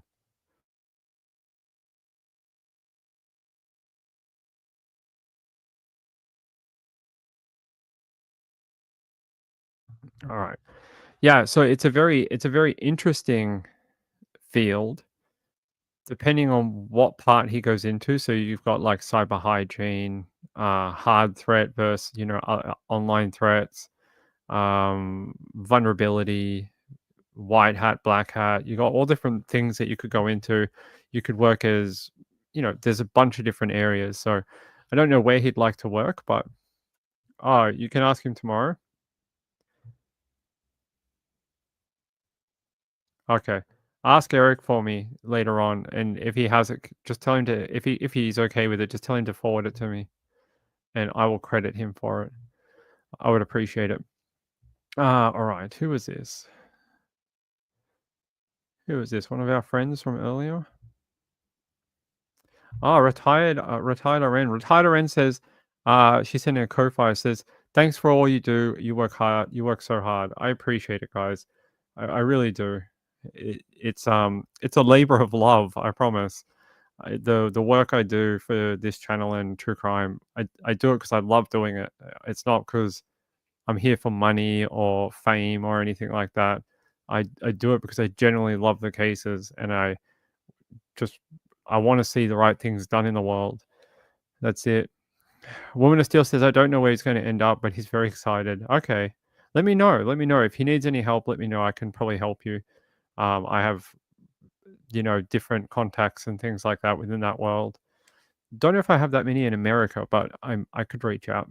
My advice would be this.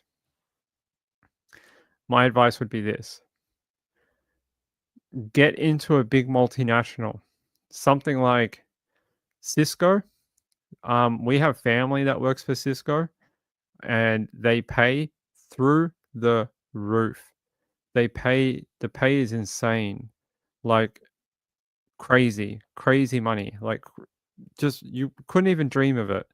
It's like $280,000 a year and stuff like that. And that's before bonuses, and you'll travel all over the world doing Cisco.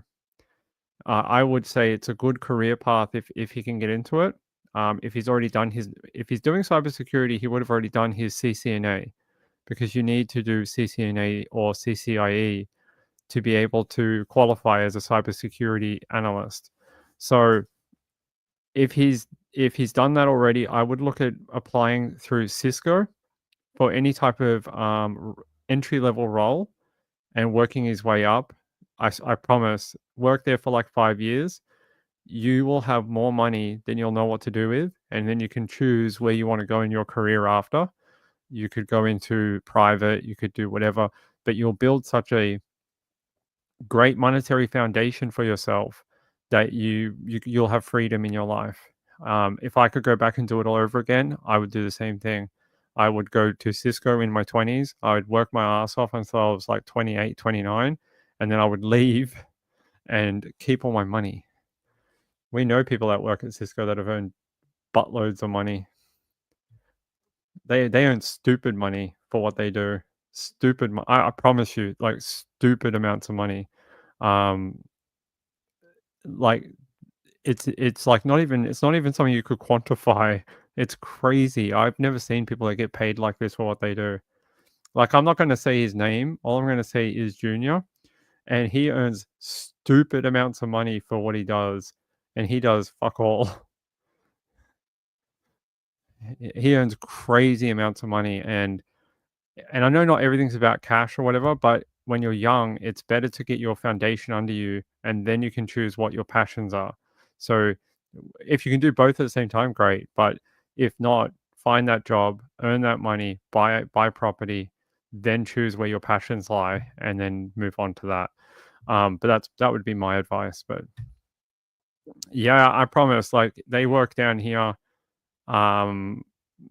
We used to know two or three people that worked at Cisco, and they just travel the world, earn crazy amounts of money to do nothing. They're not even like analysis, like so they don't even have cybersecurity backgrounds. They work in a different part of Cisco, but yeah. Hey Taz, how are you, my friend?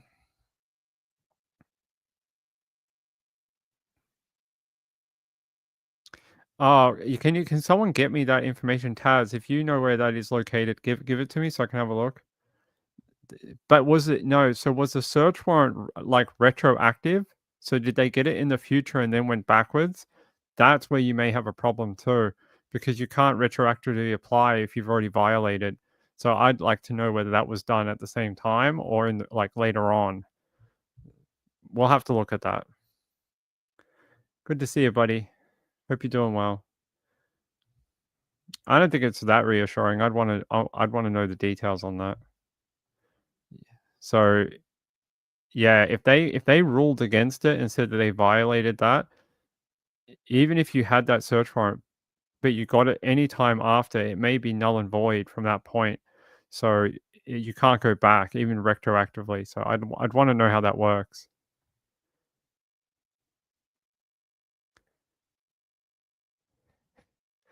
He's a bit long-winded. I can be a bit long-winded sometimes. I'm sure people accuse me of that all the time. I'll have a look. I don't know who that is, but sure, I'll have a look after the show. I don't know who Strategic Eyes is. I got to be honest. I'm sure this is the same for a lot of other creators. We get so invested in what we're doing, we don't have a lot of time to go and watch other people's shows and things like that. And it's not because we don't want to. I'd love to sit down and watch 9 hours of Eric or this channel, Strategic Eyes or whatever. Just don't have the time. I just don't have the spare time to do it. Glitter says, I used to watch him, but I don't anymore. Okay. I don't even know who it is. So, all right, let's move on. I'll do more on that tomorrow. I'll try and dig up those documents. I have a couple of sources in Florida that can get me those documents if Eric can't. So I will ask that person. All right. I want to go out to KDSK in Missouri. This should be interesting. Yeah, I'll go out here. Felony mob action charges filed against Madison County teens accused of multiple assaults. So it says court records say Haley Ditzler and Olivia Brown lured a woman to a remote location in Madison County, dragged her into the woods, and violently assaulted her. Okay, that doesn't sound like a fun thing. Let's play the video. Disturbing story out of the Metro East. 2 teenage girls are now charged in connection with multiple violent assaults in Madison County. Today, one of the victims is sharing her story. Thank you for joining us. I'm Ann Allred. And I'm Kelly Jackson. And for Mike Bush, this afternoon, Madison County prosecutors filed felony charges against 2 18-year-olds. 5 Interside's Holden Kowicki joins us in studio after speaking with a young woman who survived. Holden. Well, Kelly and Ann, just this afternoon, those felony mob action charges were filed against Haley Ditzler and Olivia Brown after they allegedly attacked multiple women across Madison and St. Clair County. One woman told me, despite filing for a restraining order against them, she's still in fear for her life.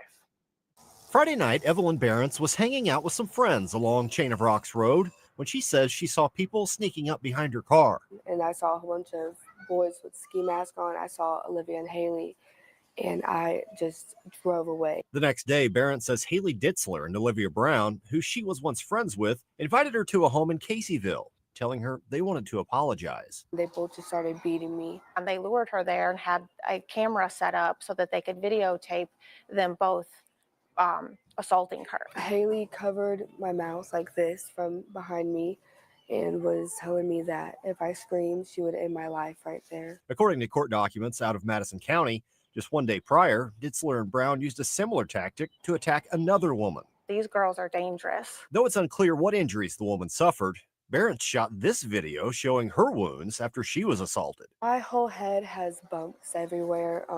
My leg was scraped up, and my lip was like just a little bit busted, and I do have a bruise under my eye, and this eye was bloodshot red. Charges have yet to be filed as St. Clair County investigators look into the incident, and video of the attack circulates online. So Barron's filed a restraining order against the teens. She's very concerned that even with the order of protection, they will try to hunt her down and do. All right. I know the video said that they didn't charge over this, but it sounds like now they have. It says here, a Pennsylvania mother and grandmother were arrested this week and charged. Wait, no, that's a different story. Sorry, that's one of the other stories we've got. Good work, Ping. Good work. No, this one from KDSA. We have too many links open. Too many. Sorry, wrong page. They're not a grandmother, and we'll do that after. They're saying the Madison County State Attorney has filed felony mob action charges against that woman, Haley Ditzler, and Olivia Brown, after they allegedly attacked multiple women across Madison and St. Clair County. One woman told the thing that you saw at the top, that despite filing for a protective order against Brown and Ditzler, she is still in fear for her life. They say Friday night, Evelyn said she was hanging out with some friends along the Chain of Rocks Road outside Granite City when she said she saw people sneaking up behind her car. She said, I saw a whole bunch of boys with ski masks on. I saw Olivia and Haley and just drove away.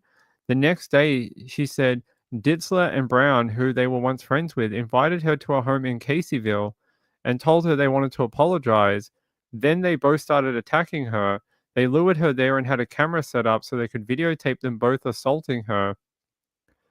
What? Like, I don't understand, but here it says at the bottom, warrant applications show that the Madison County Sheriff and prosecutors are requesting Brown and Ditzler to be held in jail until at least their first court appearance.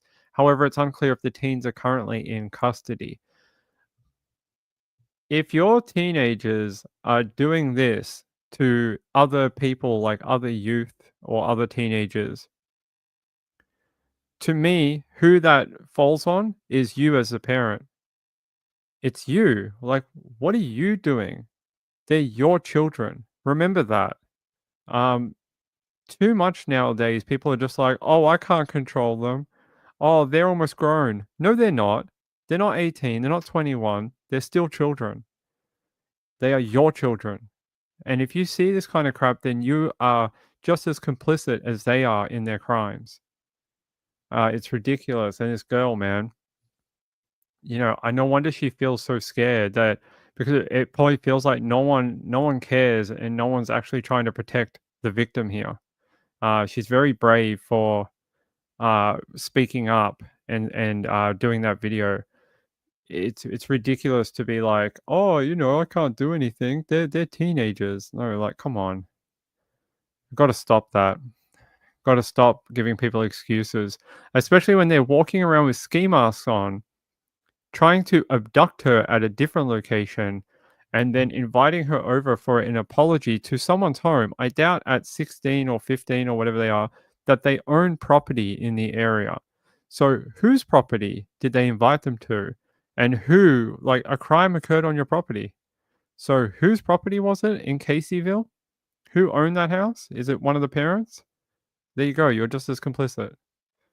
It's your property where the attack occurred, where your children set up a freaking video camera to violate someone and then put it online, where it is now circulating, apparently. Taz says, so often these kids don't have parents, or the parents are drug affected. I'd love to know what drug affected parents own hundreds of thousands of dollars of property. Sounds like parents who are just disassociated or want to be their child's best friend. It's ridiculous. I think it was to humiliate and then like to put the footage online. So that's what the kids do nowadays. That's how they get their revenge. They videotape it, put it online, and they hope that the social like pariah sort of thing that happens to the victim is enough to punish them even further. And that's been happening a lot. Haley Ditzler that's her name. Why, do you know her? Is she someone famous? Did she do OnlyFans or something? Is that what she's up to? I don't know. Her name is Haley A. Ditzler. And the other girl is Olivia J. Brown. Oh, they're both 18. I mean, they're still freaking teenagers, so 18. Oh well. Ah, we got photos. Got photos of these stupid biatches. All right, hold on. 18. So okay, they are legally adults. Well, sucks to be you because now you've crossed that threshold. You did this when you're 17. You probably would have got a different sentence. You're 18 now, so now you get to cop an adult court. So have fun with that. Have fun because now you're not bound under youth justice laws. So that's them there. They look like your typical dumbasses that live in your local area that think that they're probably, what's that girl that does the gymnastics? Dunn, last name Dunn.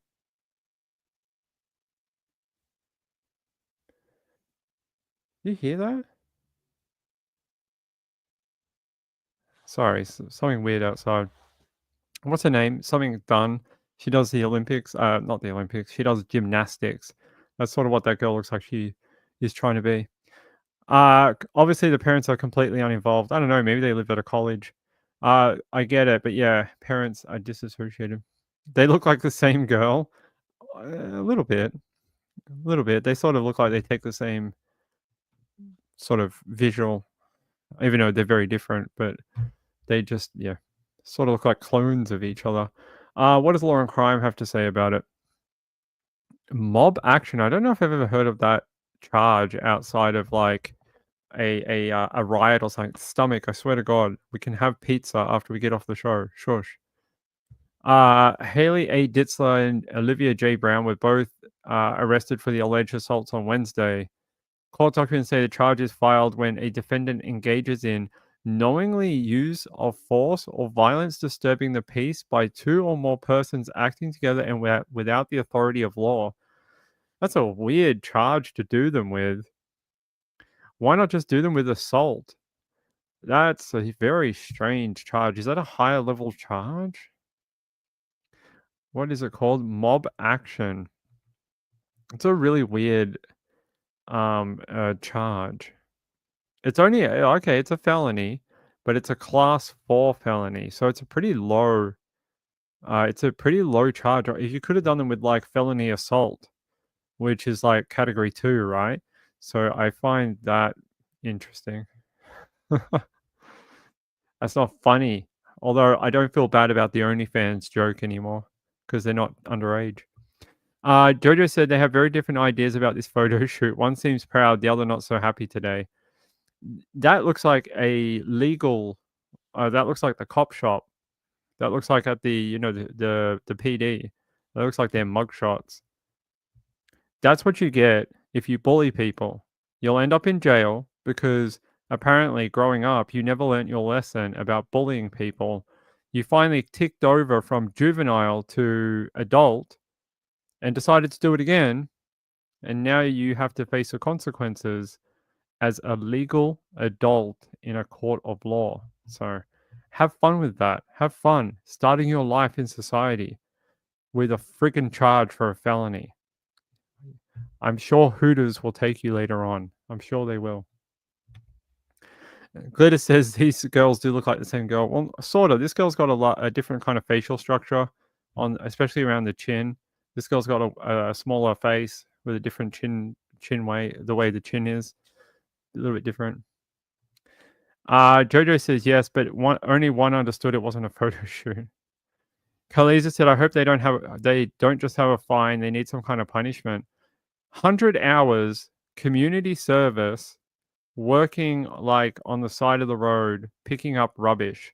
I really think sometimes those kind of activities, especially for young people, really instills into them just how crap life can be. Not like go work in a nursing home. That doesn't really work, especially for young people. But go send them to do some manual labor for 100 hours. And I promise you, they'll come out of it and be like, I ain't ever doing that again because I don't want to have to do that again. I'd rather them do that. And something for the victim. They have to make a TikTok video. If I'm the judge, I would say, you have to make a TikTok video basically saying how sorry you are. And if it's not genuine enough, we're not going to accept it by the court. And I'm just going to give you the maximum sentence. Really have like tears, makeup that's running. You have to be like, we're so sorry. we're the worst people in the world. Like, really embarrassing. And then the court will accept it, and then, you know, you can do your 100 hours. That's what I would want if I was the judge. They'll get intensive probation. Oh, not that intensive probation. You'll have to maybe check in with a probation officer like once a fortnight. That'll definitely stop them from doing anything wrong. I reckon the public service and then a video, because one part of their offending is putting a video online and embarrassing that girl. I think it's only fair that they remake a video just with the two of them, or separately, one each, I don't know, and they embarrass themselves to take some of the pressure off the victim. I reckon that's a very good course of action, and I've seen judges that will do stuff like that for this type of thing. Let's see what the judge wants to do. Jojo said Hooters wouldn't touch these two even during bankruptcy. Maybe not. How is Hooters going out of business? I don't know. I think boobs never go out of style. I think men always like them. I don't think they ever go, you know, I don't think men ever wake up one day and just like, you know what? Just not into it anymore. I'm just not really, you know, this day and age, I just don't think it's really something I'm into anymore. I don't want to go have a beer and hot wings and have a girl with big boobs serve me drinks. I think they need to market better. Market it to a wider audience. Joniel said, I can't remember the last time I went to a Hooters, but how does that happen? I don't know. Strip clubs seem to be doing okay. Making it rain with $1 bills. Jojo says, I was a Hooters girl. Really? Is that true? That's interesting. Is that before you had the baby though? Or you still? She's like, I'm still working there.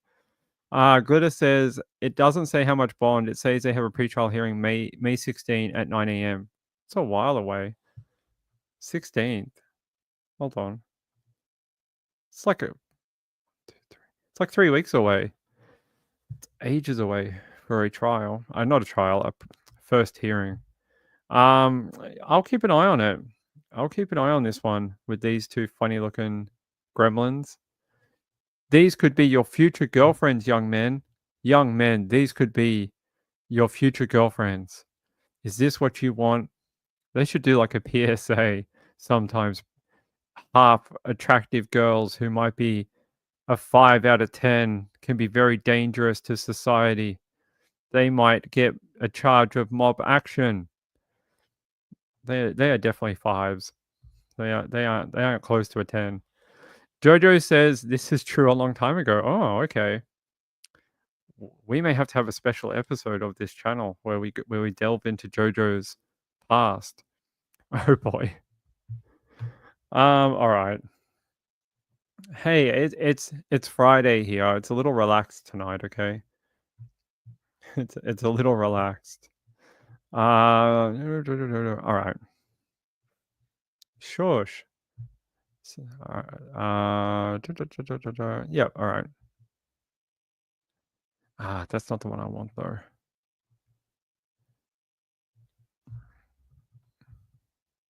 Sorry guys, I want to get you a different. Fine. It's not really the one I want to use. Oh, okay, that'll do. Sorry, you guys have to listen to me make decisions in my head. 2 women have been arrested after investigators say a child in their care was malnourished and restrained to a bed. Luzerne County District Attorney says that Stacy Lauder and Amanda Gregorio have been arrested for aggravated assault of a victim under 13. Investigators say the child under their care was restrained to the bed by their hands, chest, feet, and legs, including while they were asleep. Police say the child suffered bruising and was malnourished. Anyone with additional information is urged to contact Luzerne County detectives.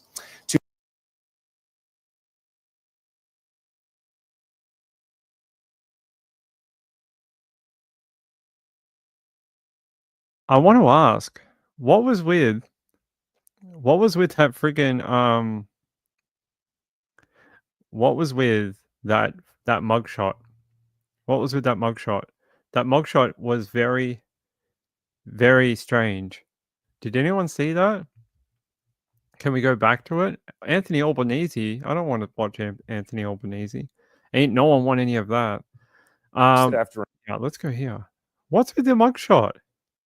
Like, I don't want to tease people for what they look like, although sometimes I do. What is with Amanda Gregorio's mugshot? She looks surprised that she's in jail. Very surprised. She looks very, very shocked. Oh my god, I'm getting charged with a crime. You want to take a photo of me? Yeah, of course we do. You're going to jail. They're saying here, if I can get my things up here. They're saying the Pennsylvania mother and grandmother were arrested this week and charged with the abuse of a 12-year-old girl. They allegedly restrained in bed and fed her cat food. They're saying the DA said the girl weighed 50 pounds when she was rescued from her abusers. Amanda Lynn Gregorio, 35, Stacey Ann Lauder, 52, were charged with aggravated assault of a child under 13, conspiracy, unlawful restraint, false imprisonment, endangering the welfare of a child, recklessly endangering another person, simple assault, and tampering with evidence. They say months after the little girl was removed from their custody and placed in the county Children, Youth, and Families Division. The agency took custody of the girl on September 4, days after she was brought to a hospital with seizure-like symptoms, apparently because she'd been over-medicated with Benadryl and melatonin prior to the incident. Medical staff noticed that she had abrasion, bruises, and scars from her restraints. And they said that they had noticed injuries that were consistent with being held in a bed for a long period of time. So, like, bed sores, cuts, bruising, levity in the legs, probably, like, when you sit on a surface for a long time.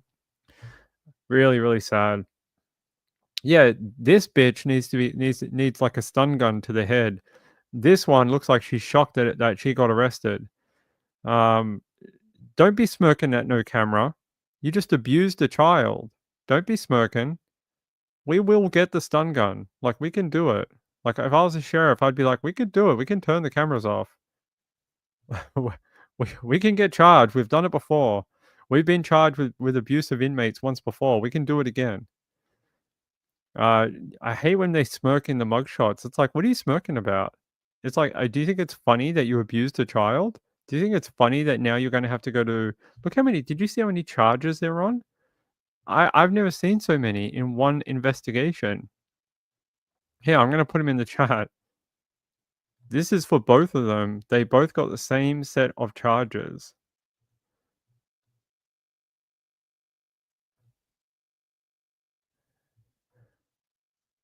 This is their rap sheet from this one incident.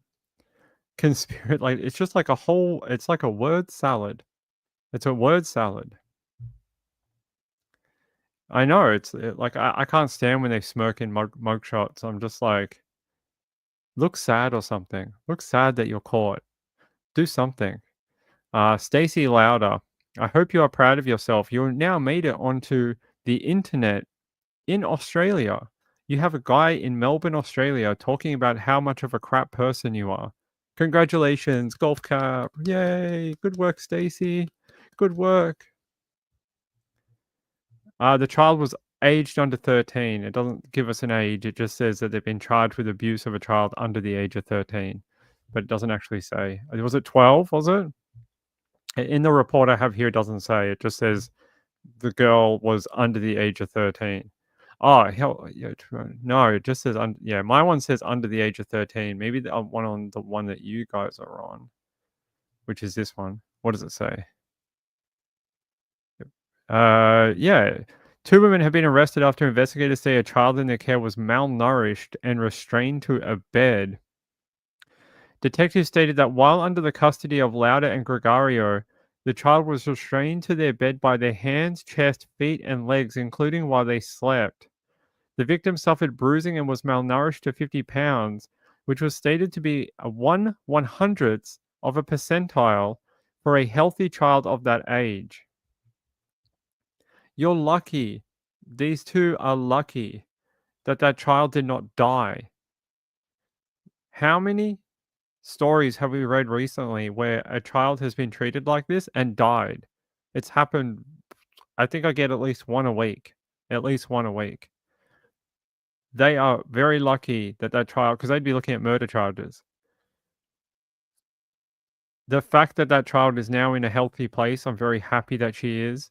But these two should be thanking their lucky stars that they're not on murder or manslaughter charges, because that child, 1/100th of a percentile of children in that age group, 0.01% of a percentile. So that means, like, out of all children in a normal, like, I think it's like 100,000, she is in the 0.01% range. Normally, you'd like to be in the 90th percentile. That means you got a healthy kid. They're growing up well. They're doing pretty good. They meet all their targets, that type of thing. 0.01%. These two need to be thrown in jail, given to the jail monster, and then just throw away the keys. People who can do this to a child can do this to anyone. So, I don't know. Maybe spicy injection? That might be fun. Mr. Sparky? That might be interesting. Probably not, though. They'll probably get like 8 years in prison. Gayla said they fed her cat food, but they obviously didn't miss a meal. Look, I'm a guy. I'm not allowed to weight shame anyone. The women will come for me. I promise. I'm not allowed. You guys can say what you want. I can't say it.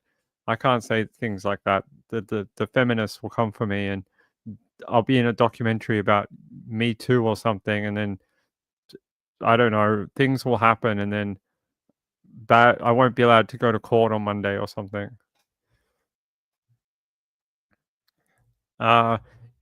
Intravenous Tabasco sauce. Oh, it's like pepper for your brain. Glitter says I won't come for you. Well, someone will, I promise. They will. So I can't say stuff like that. But what I can tell you is that they are very lucky they're not dealing with a manslaughter charge or a murder charge. And how dumb do you have to be to take the child to the hospital? Be like, help us fix the child. And they're just like, well, what's wrong? And they're like, oh, she's having seizure-like symptoms. And they're like, you sure that's the problem? Because she looks like she weighs about 22 kilos. She's got all these cuts all over her. And she looks like she may be some sort of, like, you know, prop for like an ET movie. Like, what is going on here? It's not about the seizures. We can fix that. What the hell is going on with the rest of the child? So they are very silly people. Jojo said, I heard today in a different channel they fed her cat food. That's what I just said before. They fed her cat food. In jail, that's what they should get. Yeah. And only feed them like that dollar store cat food. The one that's like 50 cents a tin. Not the good stuff that'll make their coat nice and shiny. The other one. The one that no cats like. The one that always sits on the shelves and you're like, who buys this for their cat? That one. Larger boned woman. I don't think she's getting any bones. Glitter says, oh my god, a laceration on her head was glued to hide the injury. Fucking hell. It drives me crazy, the way that people treat children. I don't get it. Like, why? Don't have the child then. Give it up for adoption. Do something. Condoms are cheap. You can do all the fun stuff. You don't even have to get pregnant. There's other... Ping was going to go too far then, and I had a really bad joke, but I wasn't going to do that one. There's ways out of this. Like, I never understand. I don't get it. I don't understand. It's almost like they do it because they don't have power in their own lives. They take it out on a child because that's the only power they can do. Glitter says this was her mother and her grandmother. I know. It's crazy. Mom should have... Yeah, I'm not going to tell that joke, although I'd love to. Maybe we should have a, like... I've often thought of opening a second channel that's a lot more like less restricted is what I would do. I don't know, or TikTok or Twitter or something. But I've thought about it a few times because like I could sit here all night and rattle off dirty jokes and things. Like I used to do that on Trisha's channel all the time, and I used to get in so much trouble because I'd be like typing all these jokes in chat, and she'd be like, "You're distracting the show." She's like, "Everyone's laughing at you, not the stream." So maybe ping after dark, maybe after trial. When we get out of trial, I got to keep my halo on for trial. After trial, maybe. Or Rumble. Rumble might be a good one because we won't get demonetized for telling those type of jokes. But if you've ever been in Trisha's chat like a couple of years ago when I used to tell some really, really interesting jokes for like hours on end, ask Trish about it because she used to tell people, she's like, oh, he could do that for hours. She's like, some nights he'd be like, he'd do like 15 in a row, and they would all be about the stories like she was talking about. So maybe one time. A PA homepage. I don't know what that is. What's Rumble? It's like a is it right leaning? It's like a right leaning platform. It's sort of like they don't like government overreach. It's sort of like they don't like intrusion into their channels and stuff. So people often go on there to do content that they can't do anywhere else. Ping after dark OnlyFans. I don't think Mrs. Ping would allow me to have an OnlyFans account. She is like shaking her head. She's like, nope. I think if I had an OnlyFans account, she'd be more concerned that I was subscribing to hot girls or something, rather than actually doing any content on there. She'd be like, what girls are you looking at on there? Yes, I remember you cracked me up. Yeah. When I started the channel, I used to do it a little bit on here, but then we got smacked down by the YouTube moderator a few times. Carolina said that is absolutely horrific. What is wrong with those two women? I don't know. Yeah, only sometimes. Only sometimes. Right now, I'm on my best behavior. Right now, Ping is on his super best behavior until we get out of trial, and then I'll go back to being as bad as I was before. That's what I was thinking. Yeah. Only right now. Right now, I'm being good. I'm being good boy. All right. Do we have anything else for tonight? Let me double check. We did that. We did that one. We did that one. I think we did all these. Oh. Did we do this one? I always like missing people reports. Did we do this one out of Montana? Nicole Heimer? Did we do that? Okay. We can do this one. So in Montana, I actually don't do a lot of stories out of Montana. Very rarely. It must be a quiet place to live. But we're going to head out there now. There is a missing person out there. Crews continue their search for a missing Missoula woman. 42-year-old Nicole Heimer was reported missing Tuesday evening. Officials say Heimer last had contact with friends or family on April 15th. Heimer is 5'11", weighs 150 pounds. She has hazel eyes and brown hair. Missoula police say Heimer's car was found at a trailhead off Sawmill Gulch Road in the Upper Rattlesnake. Officials report there is concern for her safety. If you have any information, call that number on your screen. West Valley Fire and Rescue in Kalispell is asking voters to pass a mill levy to improve equipment and hire some staff. NBC Montana's Sadie Risen met up with the department to learn more. Yeah, a levy, special fire levy for people in the area. You have to vote for it. Vote Prop 31. I don't know. What did I say here? They're saying this woman, crews are continuing to search for the 42-year-old Missoula woman who was reporting Tuesday night. Her car was discovered at a trailhead off Sawmill Gulch Road, prompting the search in the Upper Rattlesnake area. I wonder why they call it the Upper Rattlesnake area. Is there because there's a lot of rattlesnakes that live there? I would have to imagine. They say Heimer was last seen and had contact with friends on April 15. She's described as being 5'11", weighing 150 pounds. Geez, tall lady. with hazel eyes and brown hair. She's a tall girl. Authorities have expressed concern for her well-being and mental health. That's not good. Well, every time they give you like a mental health warning, it's almost like, is there some evidence to suggest she went out there on purpose, like not for hiking? Let me see. Let's go to NBC Montana. Do they have something on her? There she is. Oh, it's just the same thing. Oh, it's the same bloody story. Good work, Ping. Good work. So yeah, they're still looking for her. What is it called? It's called Sawmill Gulch Road.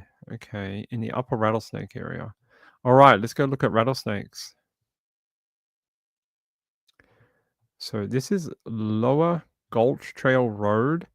I don't know where rattlesnakes are, but oh, there's Rattlesnake Drive, Rattlesnake Creek. Everything is rattlesnake around here, so I don't know why there's so many. Although you have a Black Fox Trail. Okay. There is a lot of wilderness, especially this river. You got a nice river that runs right through here. There's the Lower Sawmill Gulch trailhead. I don't know, where could you go from here? Let's zoom out. I mean, it does go up into here. There's Sawmill Gulch Bridge. What's this? Is that a trailhead? Rattlesnake Trailhead. Okay. I don't think it's the same one, but what's this one? Parking lot. Okay. Sawmill Gulch. Okay, I'm going to say it's up here.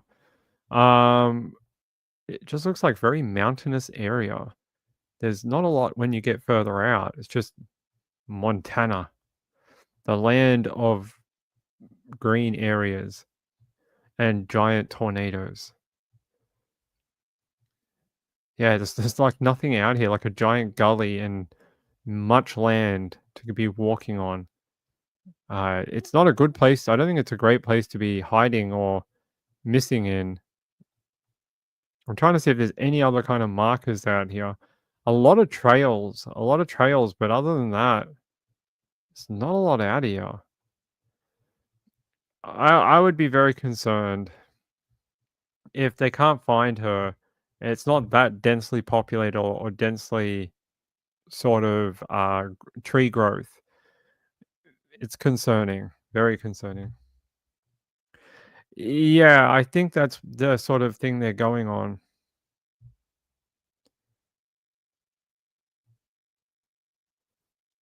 What's I Hate Morning say?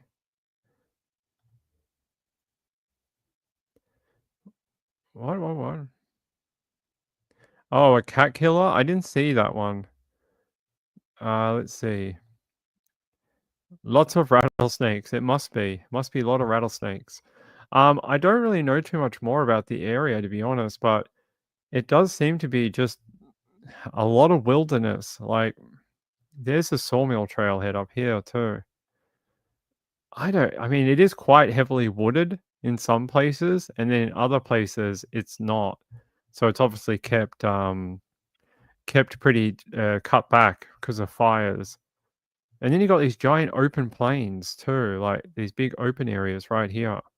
So I worry that they can't find her. I find that a little strange because, like, it's not exactly like super difficult search terrain, and it is sort of open. Like, if you were flying a helicopter through here, you'd probably see if there was a person like walking around, because the trees are sort of like every 10 feet apart. So I'd wonder what the hell's going on and why they can't find her. Yeah, concerning. I hope they do find this person. I think that's pretty awful to be missing out in this type of terrain. So she's 42 years old. There's her photo again. I wonder, is she a cancer survivor? I'm not being mean or anything, but she looks like she has some like hair regrowth or something happening to her hair. I just wondered if she'd had treatment for some sort of cancer or some medical condition. Like some people have scalp conditions or something, but sort of looked like a lady who was growing her hair back a little bit. I hope that's not what it is. I hope she's not a person who has some sort of like cancers needing radiation or something and decided that they didn't want to do it. They didn't want to go through it. It was just too much. I hope that's not what's going on. They'll be lucky to find her out there. Really? Yeah, I hope that's not what it is, but you can tell she has like some sort of not being mean, I just trying to find a reason for maybe what's going on. Yeah. I just hope that's not what's happening. Cuz like I've heard of this, that there are people that they just decide that their treatment is too much and they just don't want to do it, and they find alternative ways out, if that makes sense. So I hope they find her. I hope she's okay. Is a pretty weird search area out in this rattlesnake place, but like there's some housing down here, down in this region. Look. Yeah, I'll take you there. There's housing down here. So there's people obviously that live out here, but you get a little further out into the trails and there's nothing. Just a gully, mountainous areas, like that's pretty high elevation. What happens if we go north? I don't think she would have made it this far north. This is pretty far north. Beautiful lakes up here. Upper Lake and Twin Lakes. Okay. Farmers Lake. I wonder if there's farmers near here. High Falls Creek. It's very pretty. Very pretty area. Beautiful. Mosquito Mountain. Don't go there in summer. You'll get bitten by mosquitoes.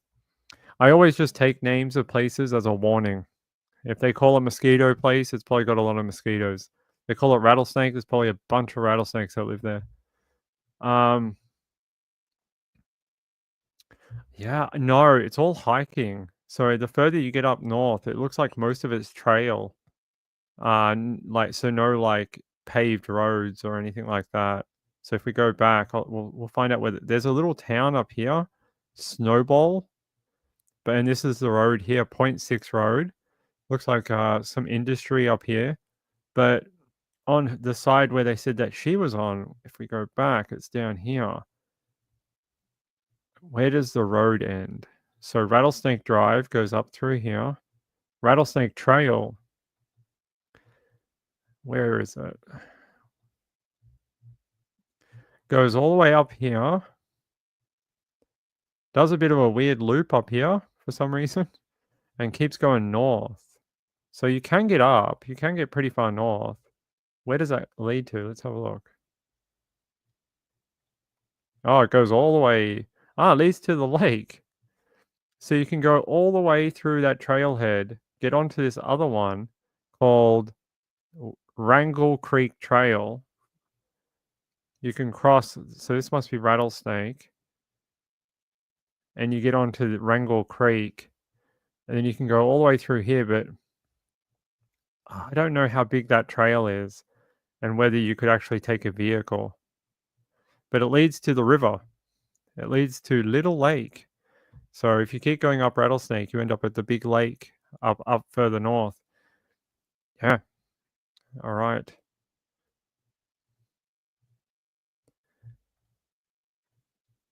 That looks so dangerous. It is. It's beautiful though. Beautiful country.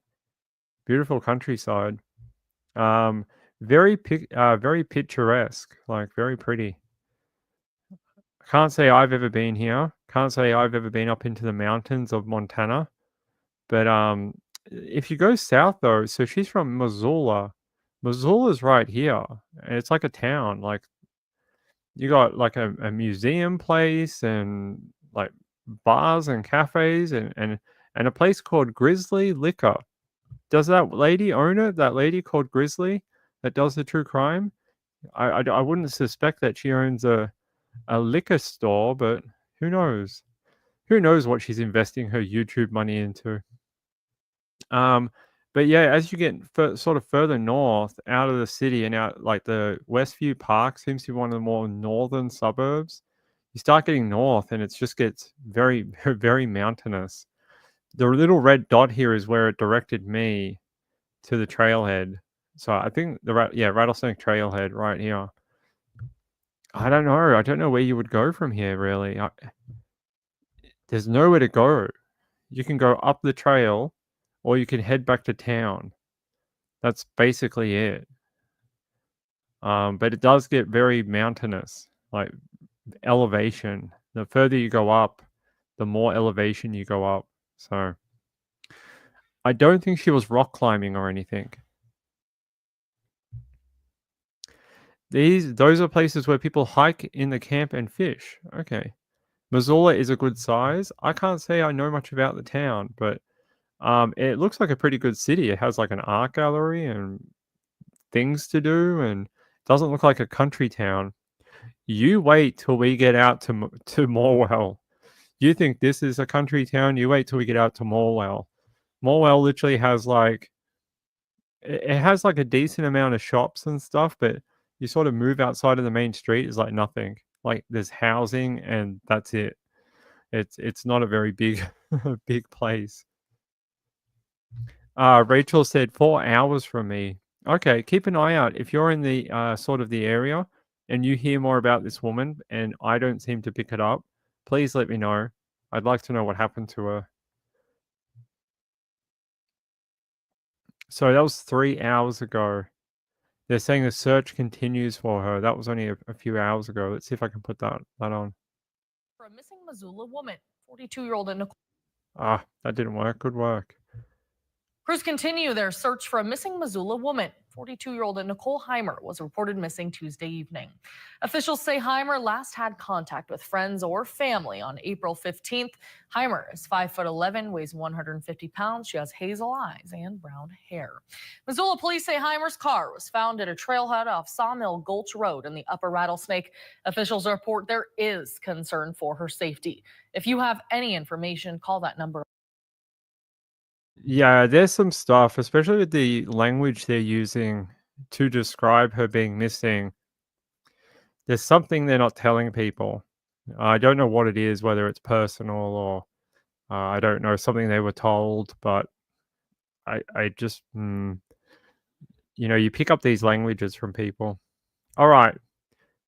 Shoot, it's like 5 o'clock. Oh my God. We've been on for like hours and hours. Okay. We should go. I love you all. I'll be back tomorrow. I won't be on tonight at midnight. I have to sleep for once. And then tomorrow's Friday night. We'll have fun. Hey, if you watched the draft today for the NFL, I hope your team chose the player that you wanted. Good work. I don't know. Our team chose Mikel Williams from Georgia. He's a defensive end. Is he any good? I don't know. Hopefully him and Nick Bosa can be friends and beat up quarterbacks together. Let me check one thing and then we'll get out of here. We'll get out of here for the night. All right, hold on.